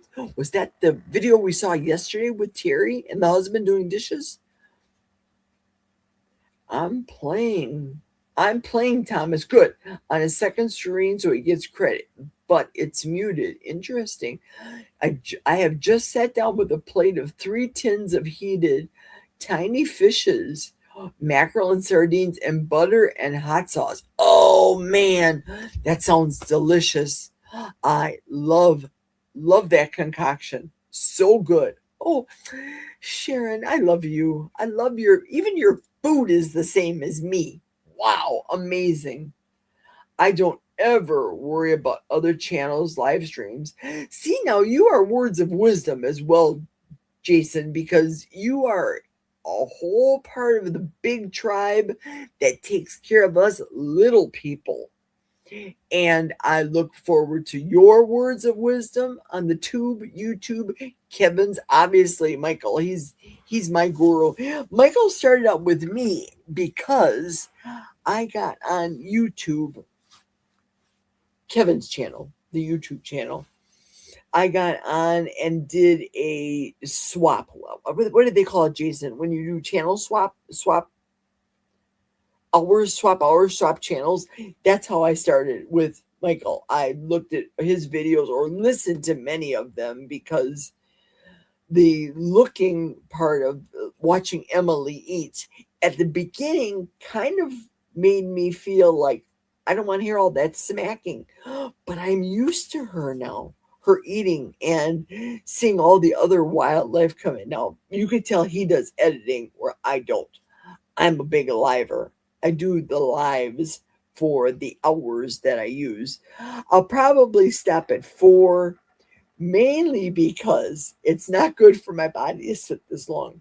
I could probably stand up. I could. I got up to do the space heater, didn't I? Don't expect much of me right now. But yes, I have to go upstairs and feed the dog. So my cutoff today will be 4 Central Standard, which will be approximately 52 minutes from now. Terry says to Patricia, that was pretty accidental. I just wanted it on my community page, but it got feed on its own. It was good. It was 5 seconds of good. And looking at her, showing us her shirt was so good too. And the little booby goats flannel. Say that fast 3 times. I would join you, but we have too much going on here. Absolutely. It's still the holiday weekend. A lot of family and everybody is still there. Totally understand. Absolutely. Patricia says, hi, Jerry. I'm here. Just caught 2 lives, so I'll stay forever a bit. Well, excellent. I am absolutely glad to have you, and I appreciate the comments that you make on my channel. Appreciate them so much. Listen, everybody, I just don't want to be out in public right now. I am enjoying the confines of my home, albeit stressed and somewhat unusual for living conditions, shall we say. But we are warm. We have food. Some of us choose not to eat, while others of us, the dogs, well, they kind of need me to feed them. And he'll just eat whatever I feed him. I think what I'm going to make him for dinner tonight is I'm taking the easy way out. Yesterday, I did the Butcher Box cod with the panko encrusted cod. I think I'll give him shrimp tonight. Shrimp and French fries. Because I already prepped the French fries from yesterday. He didn't eat much. So I always hate giving him what he would eat in a restaurant, big size portions in a restaurant, for him just to feed the dog. So when I'm thinking, okay, this probably equals to, I don't know, let's say 12 ounces of French fries. Guess. Looks like a cup and a half. Half of the plate of French fries. And then what's the equivalent of 4 pieces of cod, which would be 2 full pieces if you had the cod and didn't bread them with the panko crumbs. And he ends up feeding the majority to the dogs. I'm thinking, why? Why am I giving him so much? These dogs are eating better than he is. Or I am too, for that matter. How many lives are on right now? Me, Thomas, and at 4:00, somebody said something's happening. No, Thomas is 4 Eastern time, which is 3 right now. And then Old Guy Carnivore is going 6:00 my time, 7 Eastern, and 8:15. It is going to be Homestead Howell will be interviewing Peter Papa Carnivore at 8:15 my time. Okay, how many lives are on right now? And Terry says, thanks, Jerry. You are too kind. Honesty is a great thing to be done. Well, honesty is my best policy. It really is. Terry says, I haven't eaten yet today, but I made my husband a fried egg sandwich. Ooh, now I kind of want one too. It's all about bread, mayo, mustard, and the egg. I can't read. There's the hearts, they're over on the cell phone, get in the way of my reading. Oh, shoot. What did I do? My fat fingers. I know. I will make Jack his fried egg sandwiches too, make it in scramble fashion, put the bacon in there. Or I could make him breakfast for dinner too. That always works. I don't know. We'll see. But shrimp is the easy way out. For me, it is. The shrimp's already come breaded. I think I have in the freezer down here a box from QVC I ordered. Yes, I ordered shrimp from QVC as well. And Butcher Box. Or maybe I'll do him a burger. I don't know. Whatever I feel like cooking once I hit the upstairs. I don't dare ask him because he'll say, I'm not hungry. Whatever. Peter is being interviewed today. I can't wait to miss it.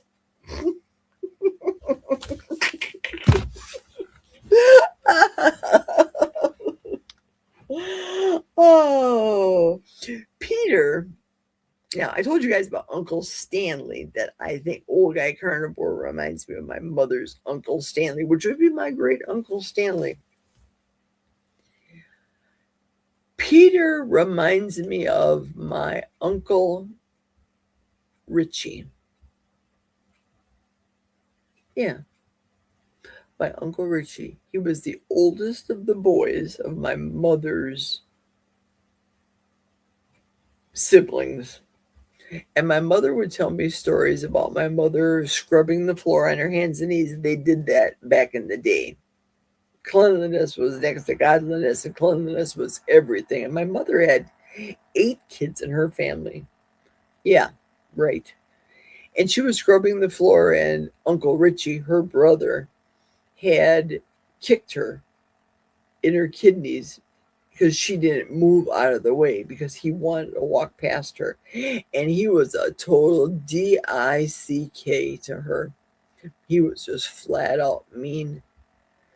Kicked her, get out of my way. I'm walking here. And she'd say, well, I'm scrubbing the floor. Can't you go around, or can't you wait? No, you should have a rag there to wipe it. He was just rude and mean. He was always a mean uncle. But his wife was just a lovely woman. Auntie Adeline, lovely woman. Uncle Richie, not so much. He was a DICK. Yeah, rude. So the vibes I'm getting from DS111 are similar vibes how I get from Sharon and Lynn and Terry Girl. Birds of a feather. We're all sticking together. We all have similar thoughts. Wow. We would be great on vacation together. All of us people. Birds of a feather. We all stick together. La, la, la.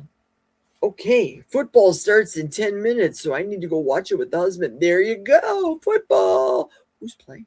Probably San Francisco. That's just a guess. Is Butcher Box best to you? I have not tried them. I like them. I like the deals. I get the standard $169 package of food. You can pick whatever you want. I don't know. It's 7 items of whatever you want to pick. If you wanted to pick 7 7-pound pork roasts and have that delivered to your house, you'd have 42 pounds of meat delivered to your house. That would be fine.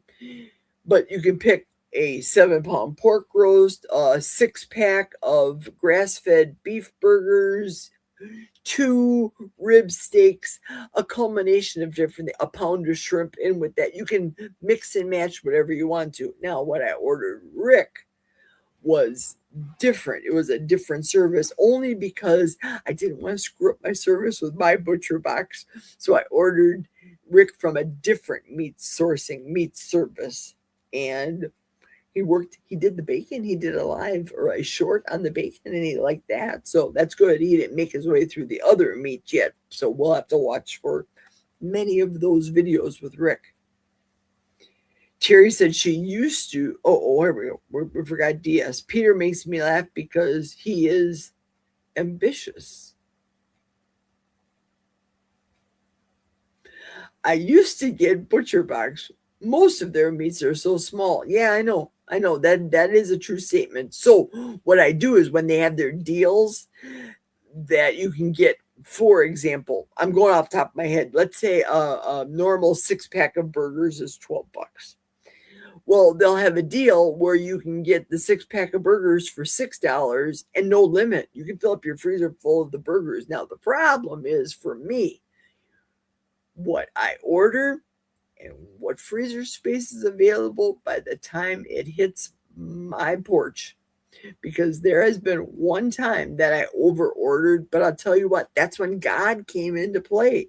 Because I over-ordered, I called the salon that I do the fake and bake at, the hair salon in Bloomer. I said to the girl, listen, this is all fresh, rock hard meat. She also has a mission with a house here that takes care of battered women and abused children.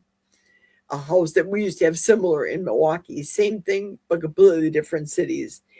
And she was due this time of the or that time of the month that I ordered to make the meal to feed them. And that's when God came into play. I had overabundance. I couldn't fill my freezer or refrigerator anymore. Enter her. She got the bulk of the meat I couldn't put in there. I don't know how many pounds of ground beef it was. It was quite a lot. But she had a meal that night for the abused women and children for her house in Bloomer to take care of them. So God rolls downhill with us. He does. We're going uphill. He's rolling downhill to meet us. He wants our beef too. So Terry girl's doing football. Yeah, I like ButcherBox. I do. Terry used to get it. Oh my gosh, I laughed out loud right here by myself. Uncle Richie and Uncle Stanley. Yes, yes. I'm going to run. Thanks for the morning and last night, Jerry. See you on the rebound somewhere. Bye, Terry. Bye. Enjoy the football, says Sharon. Okay, thanks. God works in that way. LOL. True that.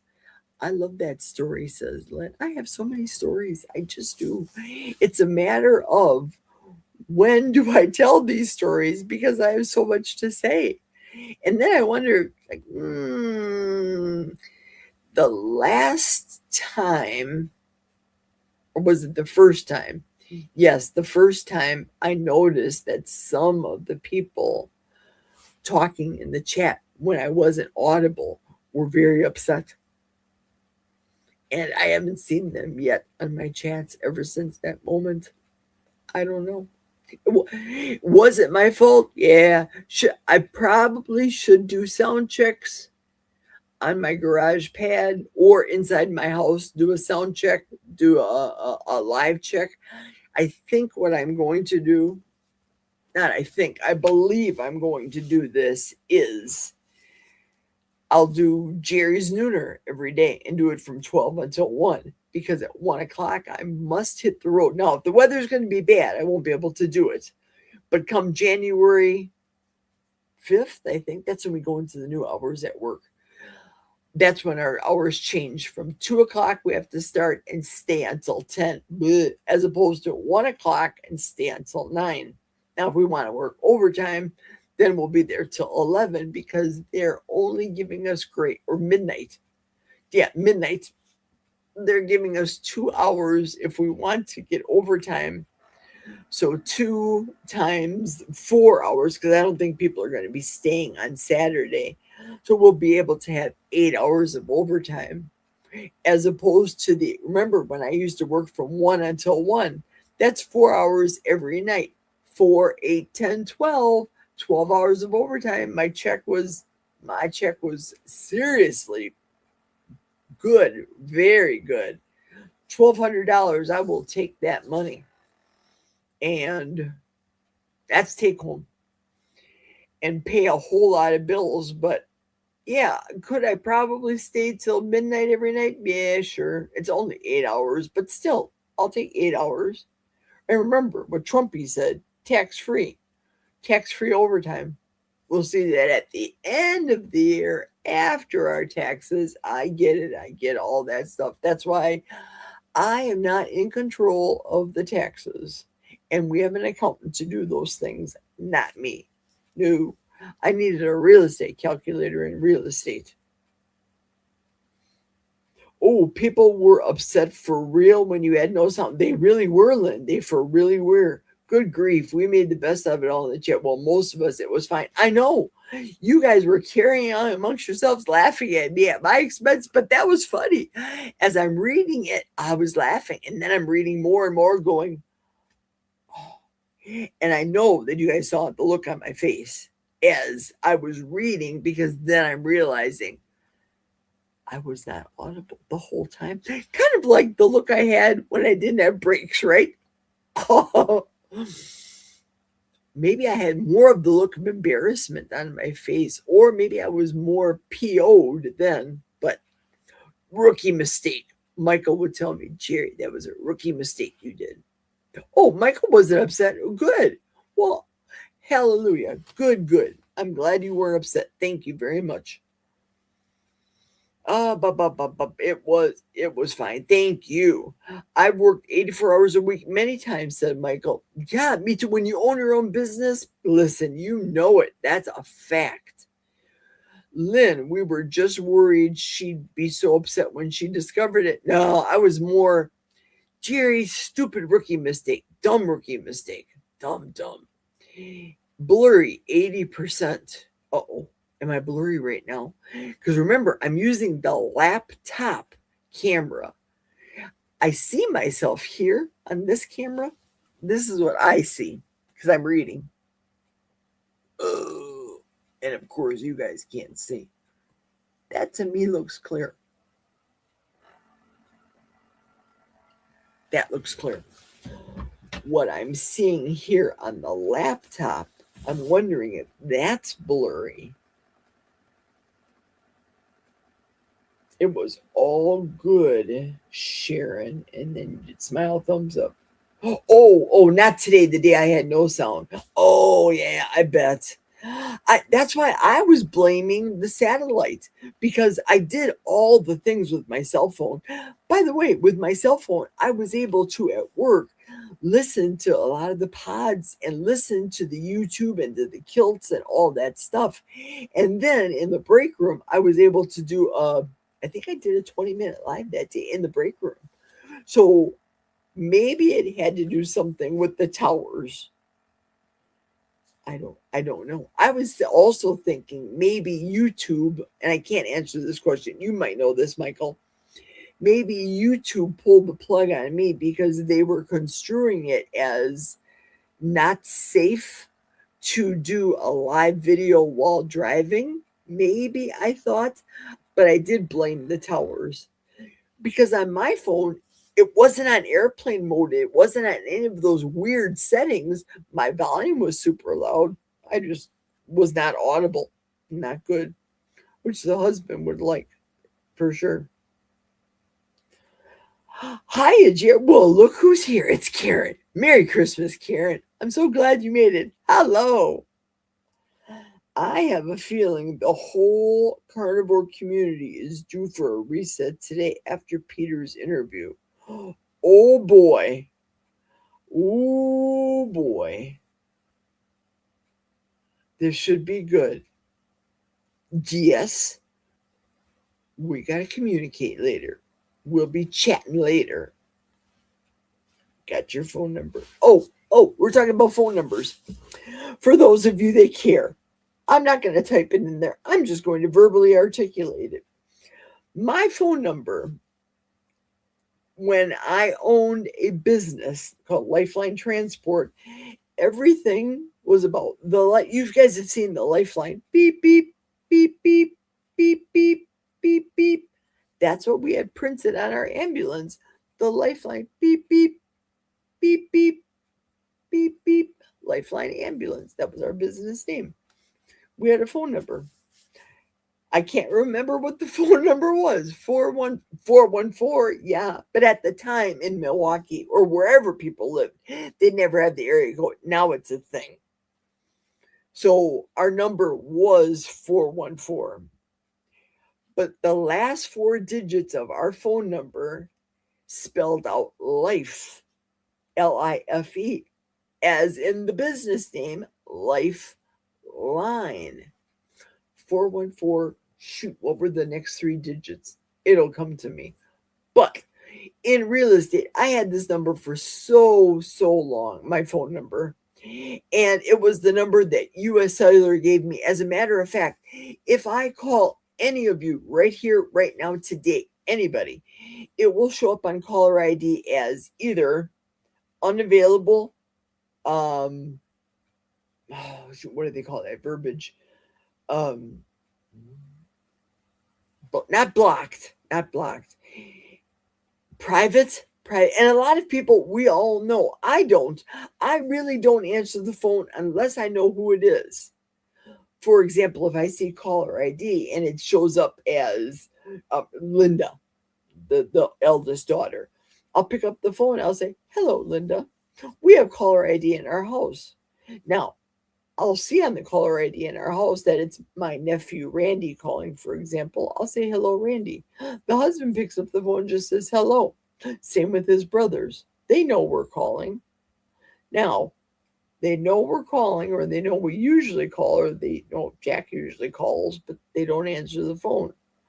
So it makes me wonder, do they not want to talk to their brother? I don't know. And then I get a little bit upset. But then I also think about the turkey, crescent roll, and potato, and no phone call coming there, and think, I got a lot of people upset with me. I know Mason was. I know Sharon was. When I divulged that yesterday on Barb's line, who does that to their parents? I keep beating that. I don't know. Yeah, not even a phone call. I'll tell you, if my mother was alive today, I'd be dialing her up, if not every day, for sure every week, like Jack used to do. He used to call his mom every day. So back to my cell phone number that I got years ago. I did not pick a number with US Cellular. That was the carrier of our cell phone company that I had for my car phone, as well as the purse phone. The ambulance phone had a different number, but we transferred the Lifeline phone number into the ambulance. We had that transferability. We paid extra for that. Back in the day, it was a bigger thing, more expensive thing than it is today. Now it's standard equipment, right? So my phone number was, and still is after all these years, area code 414-507 SLUM. Look up the phone. You want the numbers? Look up the phone. So in real estate, you think that's an appropriate phone number to advertise? Hi, my name is Jerry. I can buy or sell you houses. Call me, dial me. My number is 414-507 SLUM. Let's get together today. Ting! That's my phone number. Y'all got it. Y'all can text me now. I know Sharon's got it.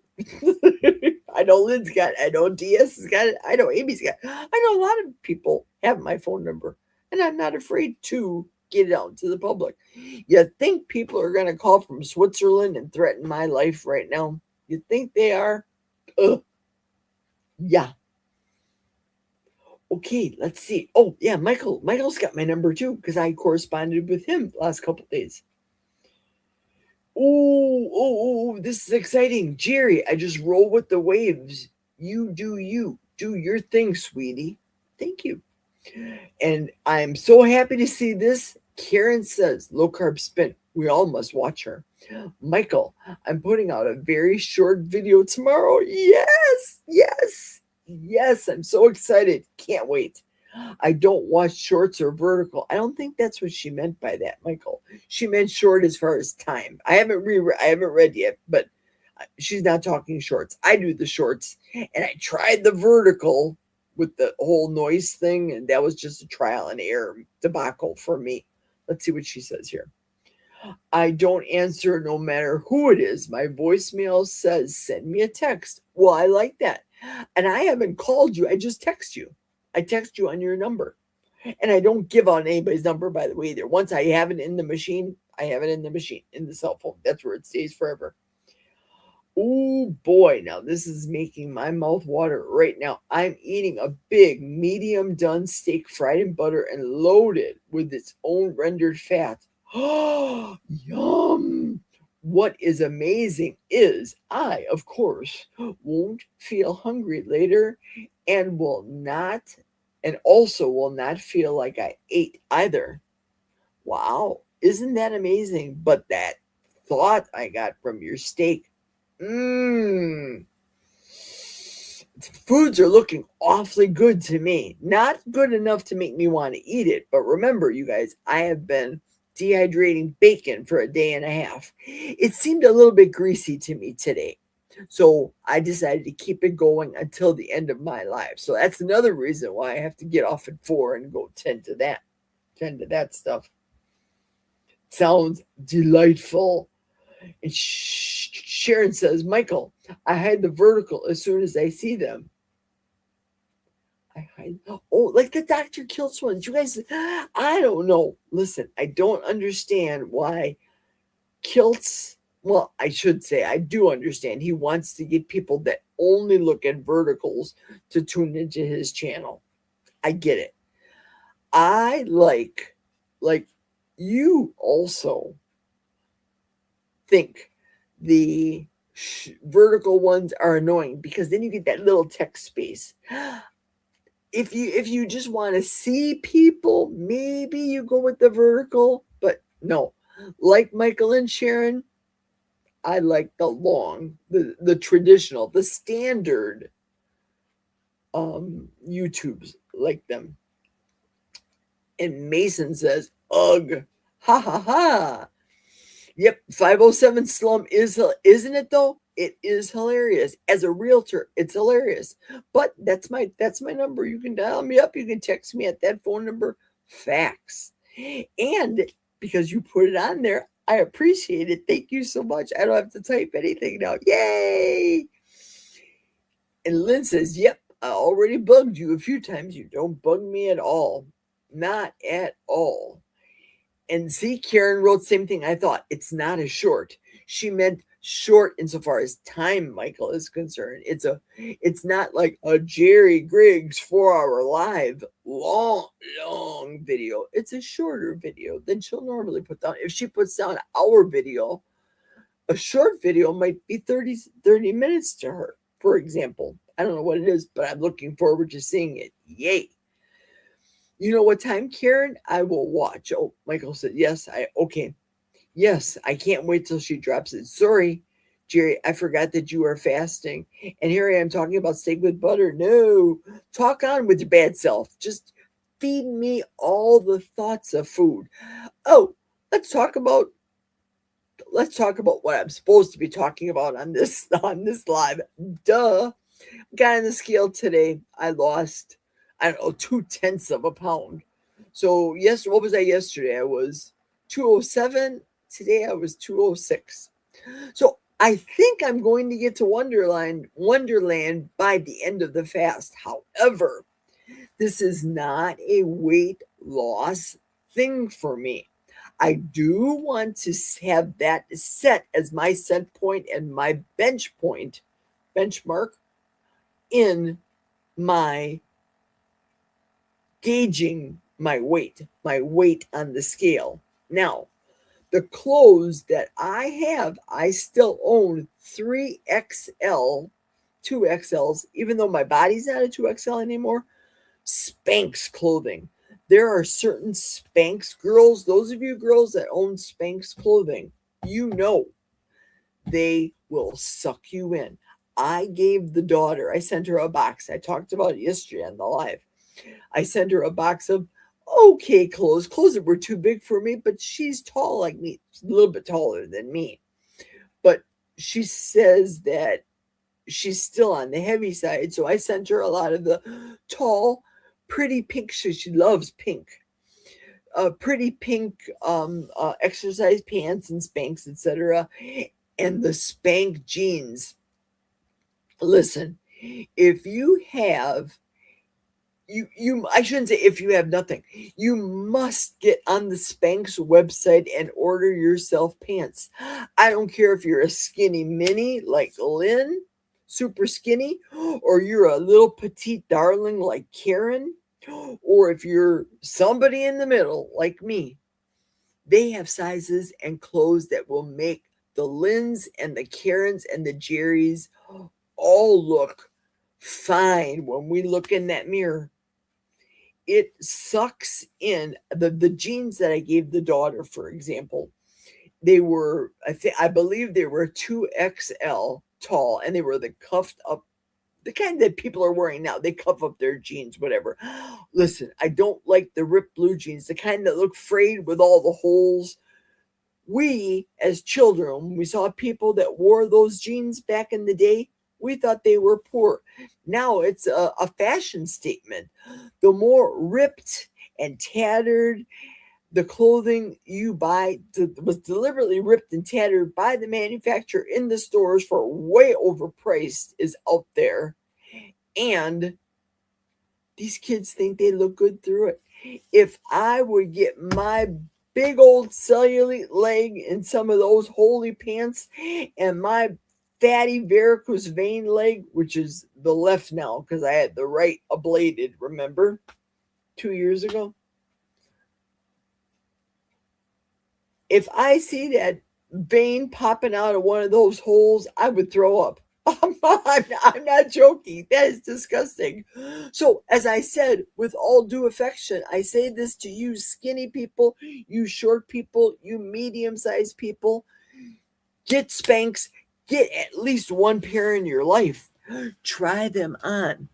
Read the comments, however, because if you buy them on sale, like I'm going to do, there is a pair of, let's call them Catwoman. They look like they're leather and they're that shiny material. I'm going to get myself a pair. Use your own imagination. Okay. I'm going to get myself a pair. I got big sweaters that will look fine wearing those leather, pleather look pants. But I'm going to get them in a 2XL because the Spanx website says that they're slightly small.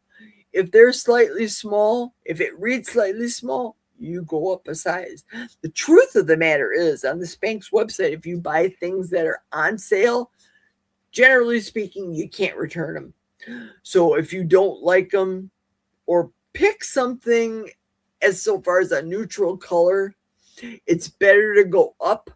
But if they also say that they're a bit loose or a bit baggy, stay at your normal size. So I found that if I would buy from, say, American Tall, I would buy maybe a 1XL in American Tall because it might be cotton and I'm afraid to shrink it.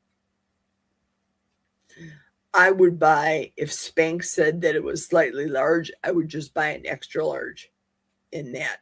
But Spanx is the girdle solution to clothing that you can wear out in public.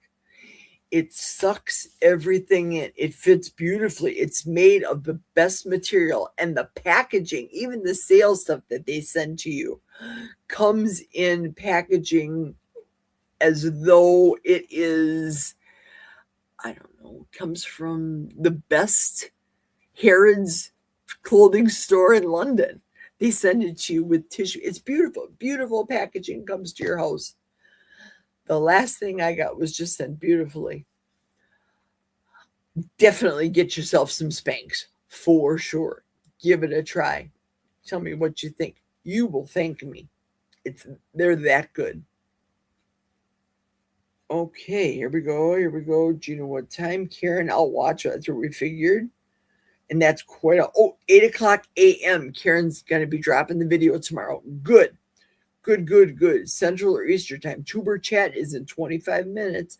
Right now it's 3:42 Central time. Okay, good. That's after I end.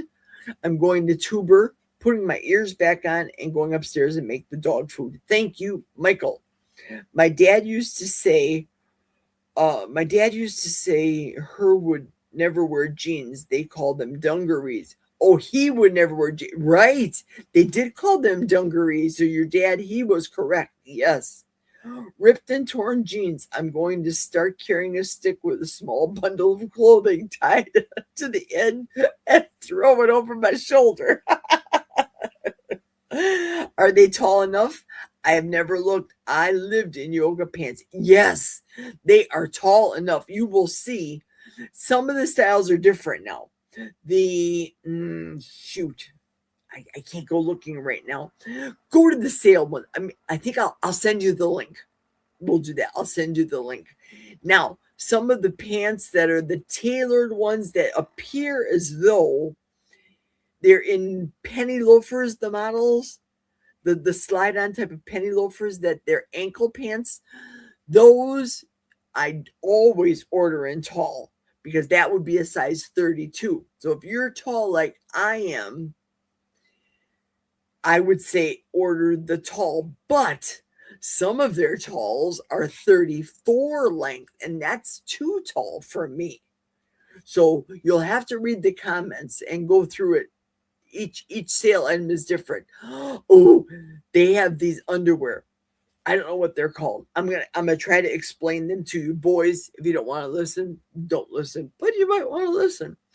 They are lace underwear. They have a panel, shall we say, light, ever so sucking in ability.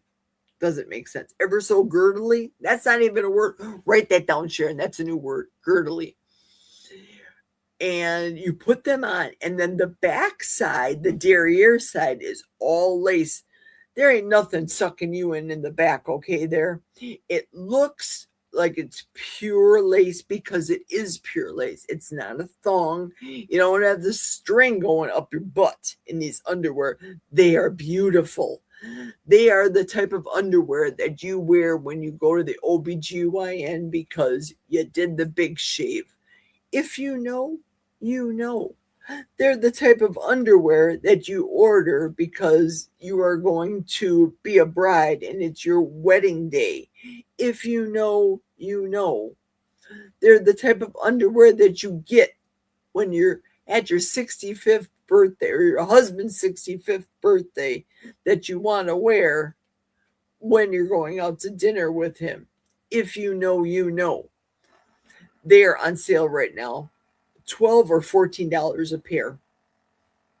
Good. They also have a boy short that has more hold. It'll hold you in your derriere. That's on sale for $9 too. That one's a little on the short side. So I normally order extra large in the underwear.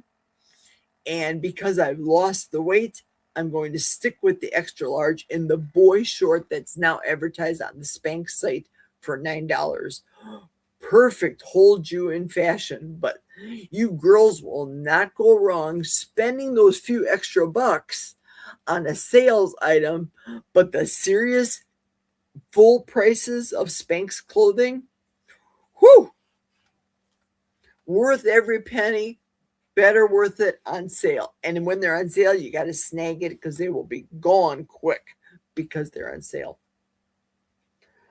Okay, so the old yoga pants thing, I hear you. I hear you. DS111, we got a laughy face here because we're talking about the ripped, torn jeans. Sharon's laughing. I probably won't be able to catch your video till later in the day, but I'll definitely be watching it, Karen. Looking forward to it. Yeah, as I will too. Fasting or not fasting, I love those girls. They cook perfectly. Everything they do is perfect. And I love their channel for it. Love it. And Karen and I, too, are soul sisters in so many ways outside of the tube. Just saying. Just saying. Thanks, Lynn. It's only a few minutes long. Okay. I get 32 inches typically. Okay, right. And me too. Typically, that's my number. The 34s that are like the yoga pants or the pants that have the pockets, love those the best. Those are the best ones. Even Victoria's Secrets, they're good, but I always get the long ones at Victoria's Secret and the long ones on Spanx. But it sucks you in. It makes your ass look good. Those Spanx jeans, so good. Now remember, I shouldn't say remember. Let me tell you, they're not Spanx that you would say are a Levi's button-down Spanx. You're going to have to look. They sell many different jean pants, some of which have zippers. The majority don't. They're pull-on pants like you and I wearing the yoga pants, Sharon. They're pull-on. They're made out of jean material that have maybe a couple of buttons on the top for decoration. Could serve a purpose. I don't know what the purpose is, but usually they're pull-on type of pant clothing that Spanx sells for the jeans. but look to be careful. Because if you don't want to pull on and you were looking for a jean that had a zipper fly, look before you order them. What has the zipper and what doesn't? You will not be disappointed. So good. So good. I'm writing. Oh, good. I'm glad you're writing this all down. Good. I will send you that link though tonight. And DS, our hero in crime, and in funniness, so funny. Chicks sting me because I don't wear underwear. Bill Murray in stripes. So good. It's not a cooking video. Ooh, now I'm intrigued. Oh, I'm really intrigued. That's okay. I'm watching it anyway, Karen. Me too. Yes, absolutely. Michael's Adventures. What do we have here? Michael is doing, is he blowing a kiss? I can't tell. Your emoji is underneath my heart in my cell phone. So I can't see what you got there, Michael. Oh, why is it doing that? See? I can't see. I have to wait till you jump up or the chat jumps up. 11 minutes warning, boys and girls. 11 more minutes of this live. There go the hearts. Yes, love, love, love your content. And we missed you on the tube. We really did. We have been so missing you. There are so many people here on this chat that I really wish they would have a channel as well, because they have the same opinions as me, and I'd love to watch them. I would. I love watching Barbara. Okay, DS wrote right about now, Peter is again probably going over a script for the interview later. I wouldn't doubt that. I wonder how, if I would come in, and I wouldn't because I live far north in Wisconsin, but he sells furniture, right? I wonder how he would be as a salesperson because generally speaking, furniture salespeople, they sit on the furniture or at their furniture desks and wait for people to come in the door, usually based on commission, I believe.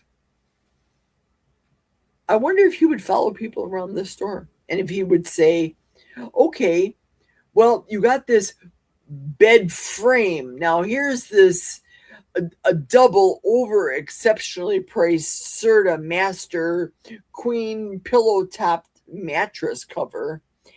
And then before you know it, starts selling lamps that are on the sales floor because they have spiff promo going on right now in the office. Who can get rid of most of the ambulance? Where did that come from? I don't even know. Who can get rid of more lamps on the floor this month? Get an extra $100 in their check. I would bet he'd be that type of guy. I don't know. It should be interesting. I will be watching. Should be interesting. That means I'll be late to Barb's. Okay, if I were a furniture, here we go with Lynn saying, Karen, I kept looking on your channel thinking I had missed something. LOL, that's true. Me too. And I just assumed she was busy with other things. Let's be frank. Cindy's not here. Cindy's got the sister over. She's got her business. It's the holiday season. The fact that her children aren't here. I don't mean to talk about Cindy. Don't misconstrue what I'm saying. Please don't misconstrue. I'm not speaking of her. I'm just saying, for example, one person. I'm sad because my son's not here. I'm sad because we don't have a good relationship with the girls, that now our relationship just leads to pictures of turkeys, crescent rolls, and potatoes, that we can't even get a stupid call from them.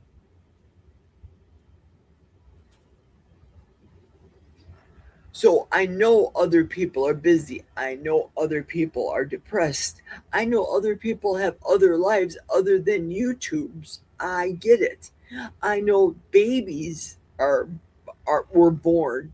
Dustin, he's busy. He wanted to do that live. They had a roof just put on and a brand new baby in the house. I get it. I speak like Lynn does. I missed you, Karen. I miss you, Cindy. I miss you, Dustin. And all those things. So, this person from YouTube, I think his name was Matt. Somebody's going to be sending me that link later so I can check him out later. I want to see what his magic was because I've seen people speak about him as I was going through the chat and talking highly of him, but I don't know who he is. That's like keto, what was it, Andy and Hope. When Andy and Hope were on a live on Cindy's channel, because Cindy does all the fabulous interviews, that's definitely her niche. Pardon me. And I had said something about Rick in Cindy's channel, and Hope didn't know who he was. Hope said Rick Roll, and Andy didn't know who he was. But we all know who Rick is because he's the long-term carnivore guy. Doesn't mean Hope and Andy that are just 50 years old have a clue who he is. And they're busy too with their new grandbaby and a dog that has diabetes. So I get everybody has a life. I don't have a life. This is my life right now is going to work, getting to retirement, making sure my husband eats and the dogs, and doing YouTube because YouTube keeps me out of the stores and keeps me from spending money. It does. I have 5 more minutes. Stop talking, Jerry. But if I were a furniture salesman, DS says, like Peter, I would invite the women to pretend we are married and lie down on the bed to see if they like it. Do you remember when Peter had that girlfriend and he would always be talking about things? It's not Jerry After Dark. He'd always be talking about things. Ting. Yeah, I thought the same thing too. So you go on with your bad self there, Peter. Just go, buddy. Mason, true. Mason just put the exact picture what my husband got a text. What you see Mason has, that's the husband got a text from his daughter on Thanksgiving. Facts. Woo! Rick is the Abe Lincoln of carnivore. True. Want the tuber chat link? Please, you're a moderator. You can add that right down. Please go right ahead because then we can click on there and then get off here at 4 o'clock when tuber's on. Thank you, Michael.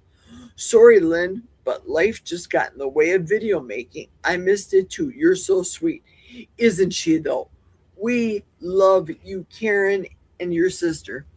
We love your channel, and I, of all people, know. I know. Thank you, Michael, for putting that in there. I appreciate it. Now I realize who it is that Peter reminds me so much of. Al Bundy.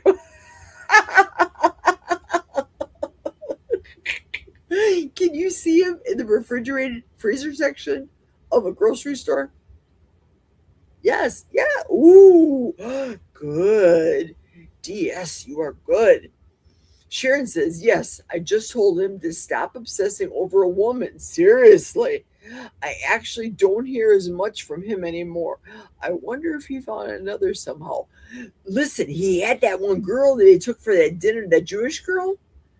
You probably met them on that Jewish.com dating site. And they went, I believe, on 2 dates. One was coffee and maybe breakfast. And then the other one, he had 2 dates with her, but it wasn't there. So I thought, this is in my own thought, I have a husband. I thought, I bet you she didn't have big boobs. I said it. I said the B word. And I don't mean Aaron Booby Goats either. That's the first thing I thought of. Either that or she's got too much weight on her. I don't know.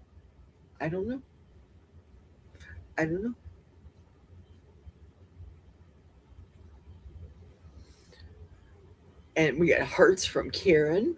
Yes, that's it. Yes. once and done date. I think it was twice with them. I think they had 2 dates, I believe. Right. But he thinks in his mind that he wants a woman, I believe, but other than him acting like a rabbit with the last woman that he dated, I think it's more carnal for Peter. Sorry, not sorry. Truth, truth, true stuff. Michael says if they are bigger than mine, they are perfect. Oh, my husband has words for that too. Oh, he does. Too big? Never. I know these Kelly Hogan shirts make me appear like I have mammoth boob sizes just because where she has her circle.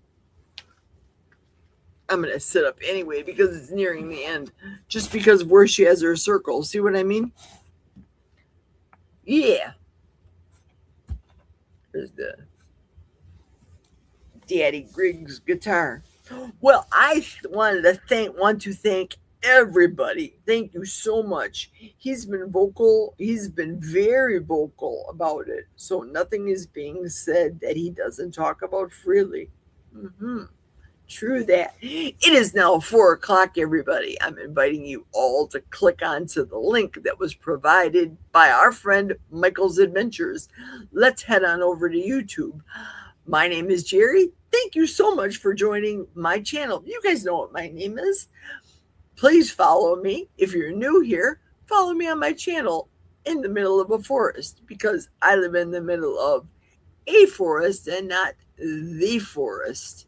Take care, everybody. I love you. I will be seeing you tonight in all the chats, all the talks, more lives. Dustin's live tomorrow. We got to see Karen's video for sure. Hugs and squishes to everybody. Toodles, I love you. Take care. Angels on your pillow tonight, too.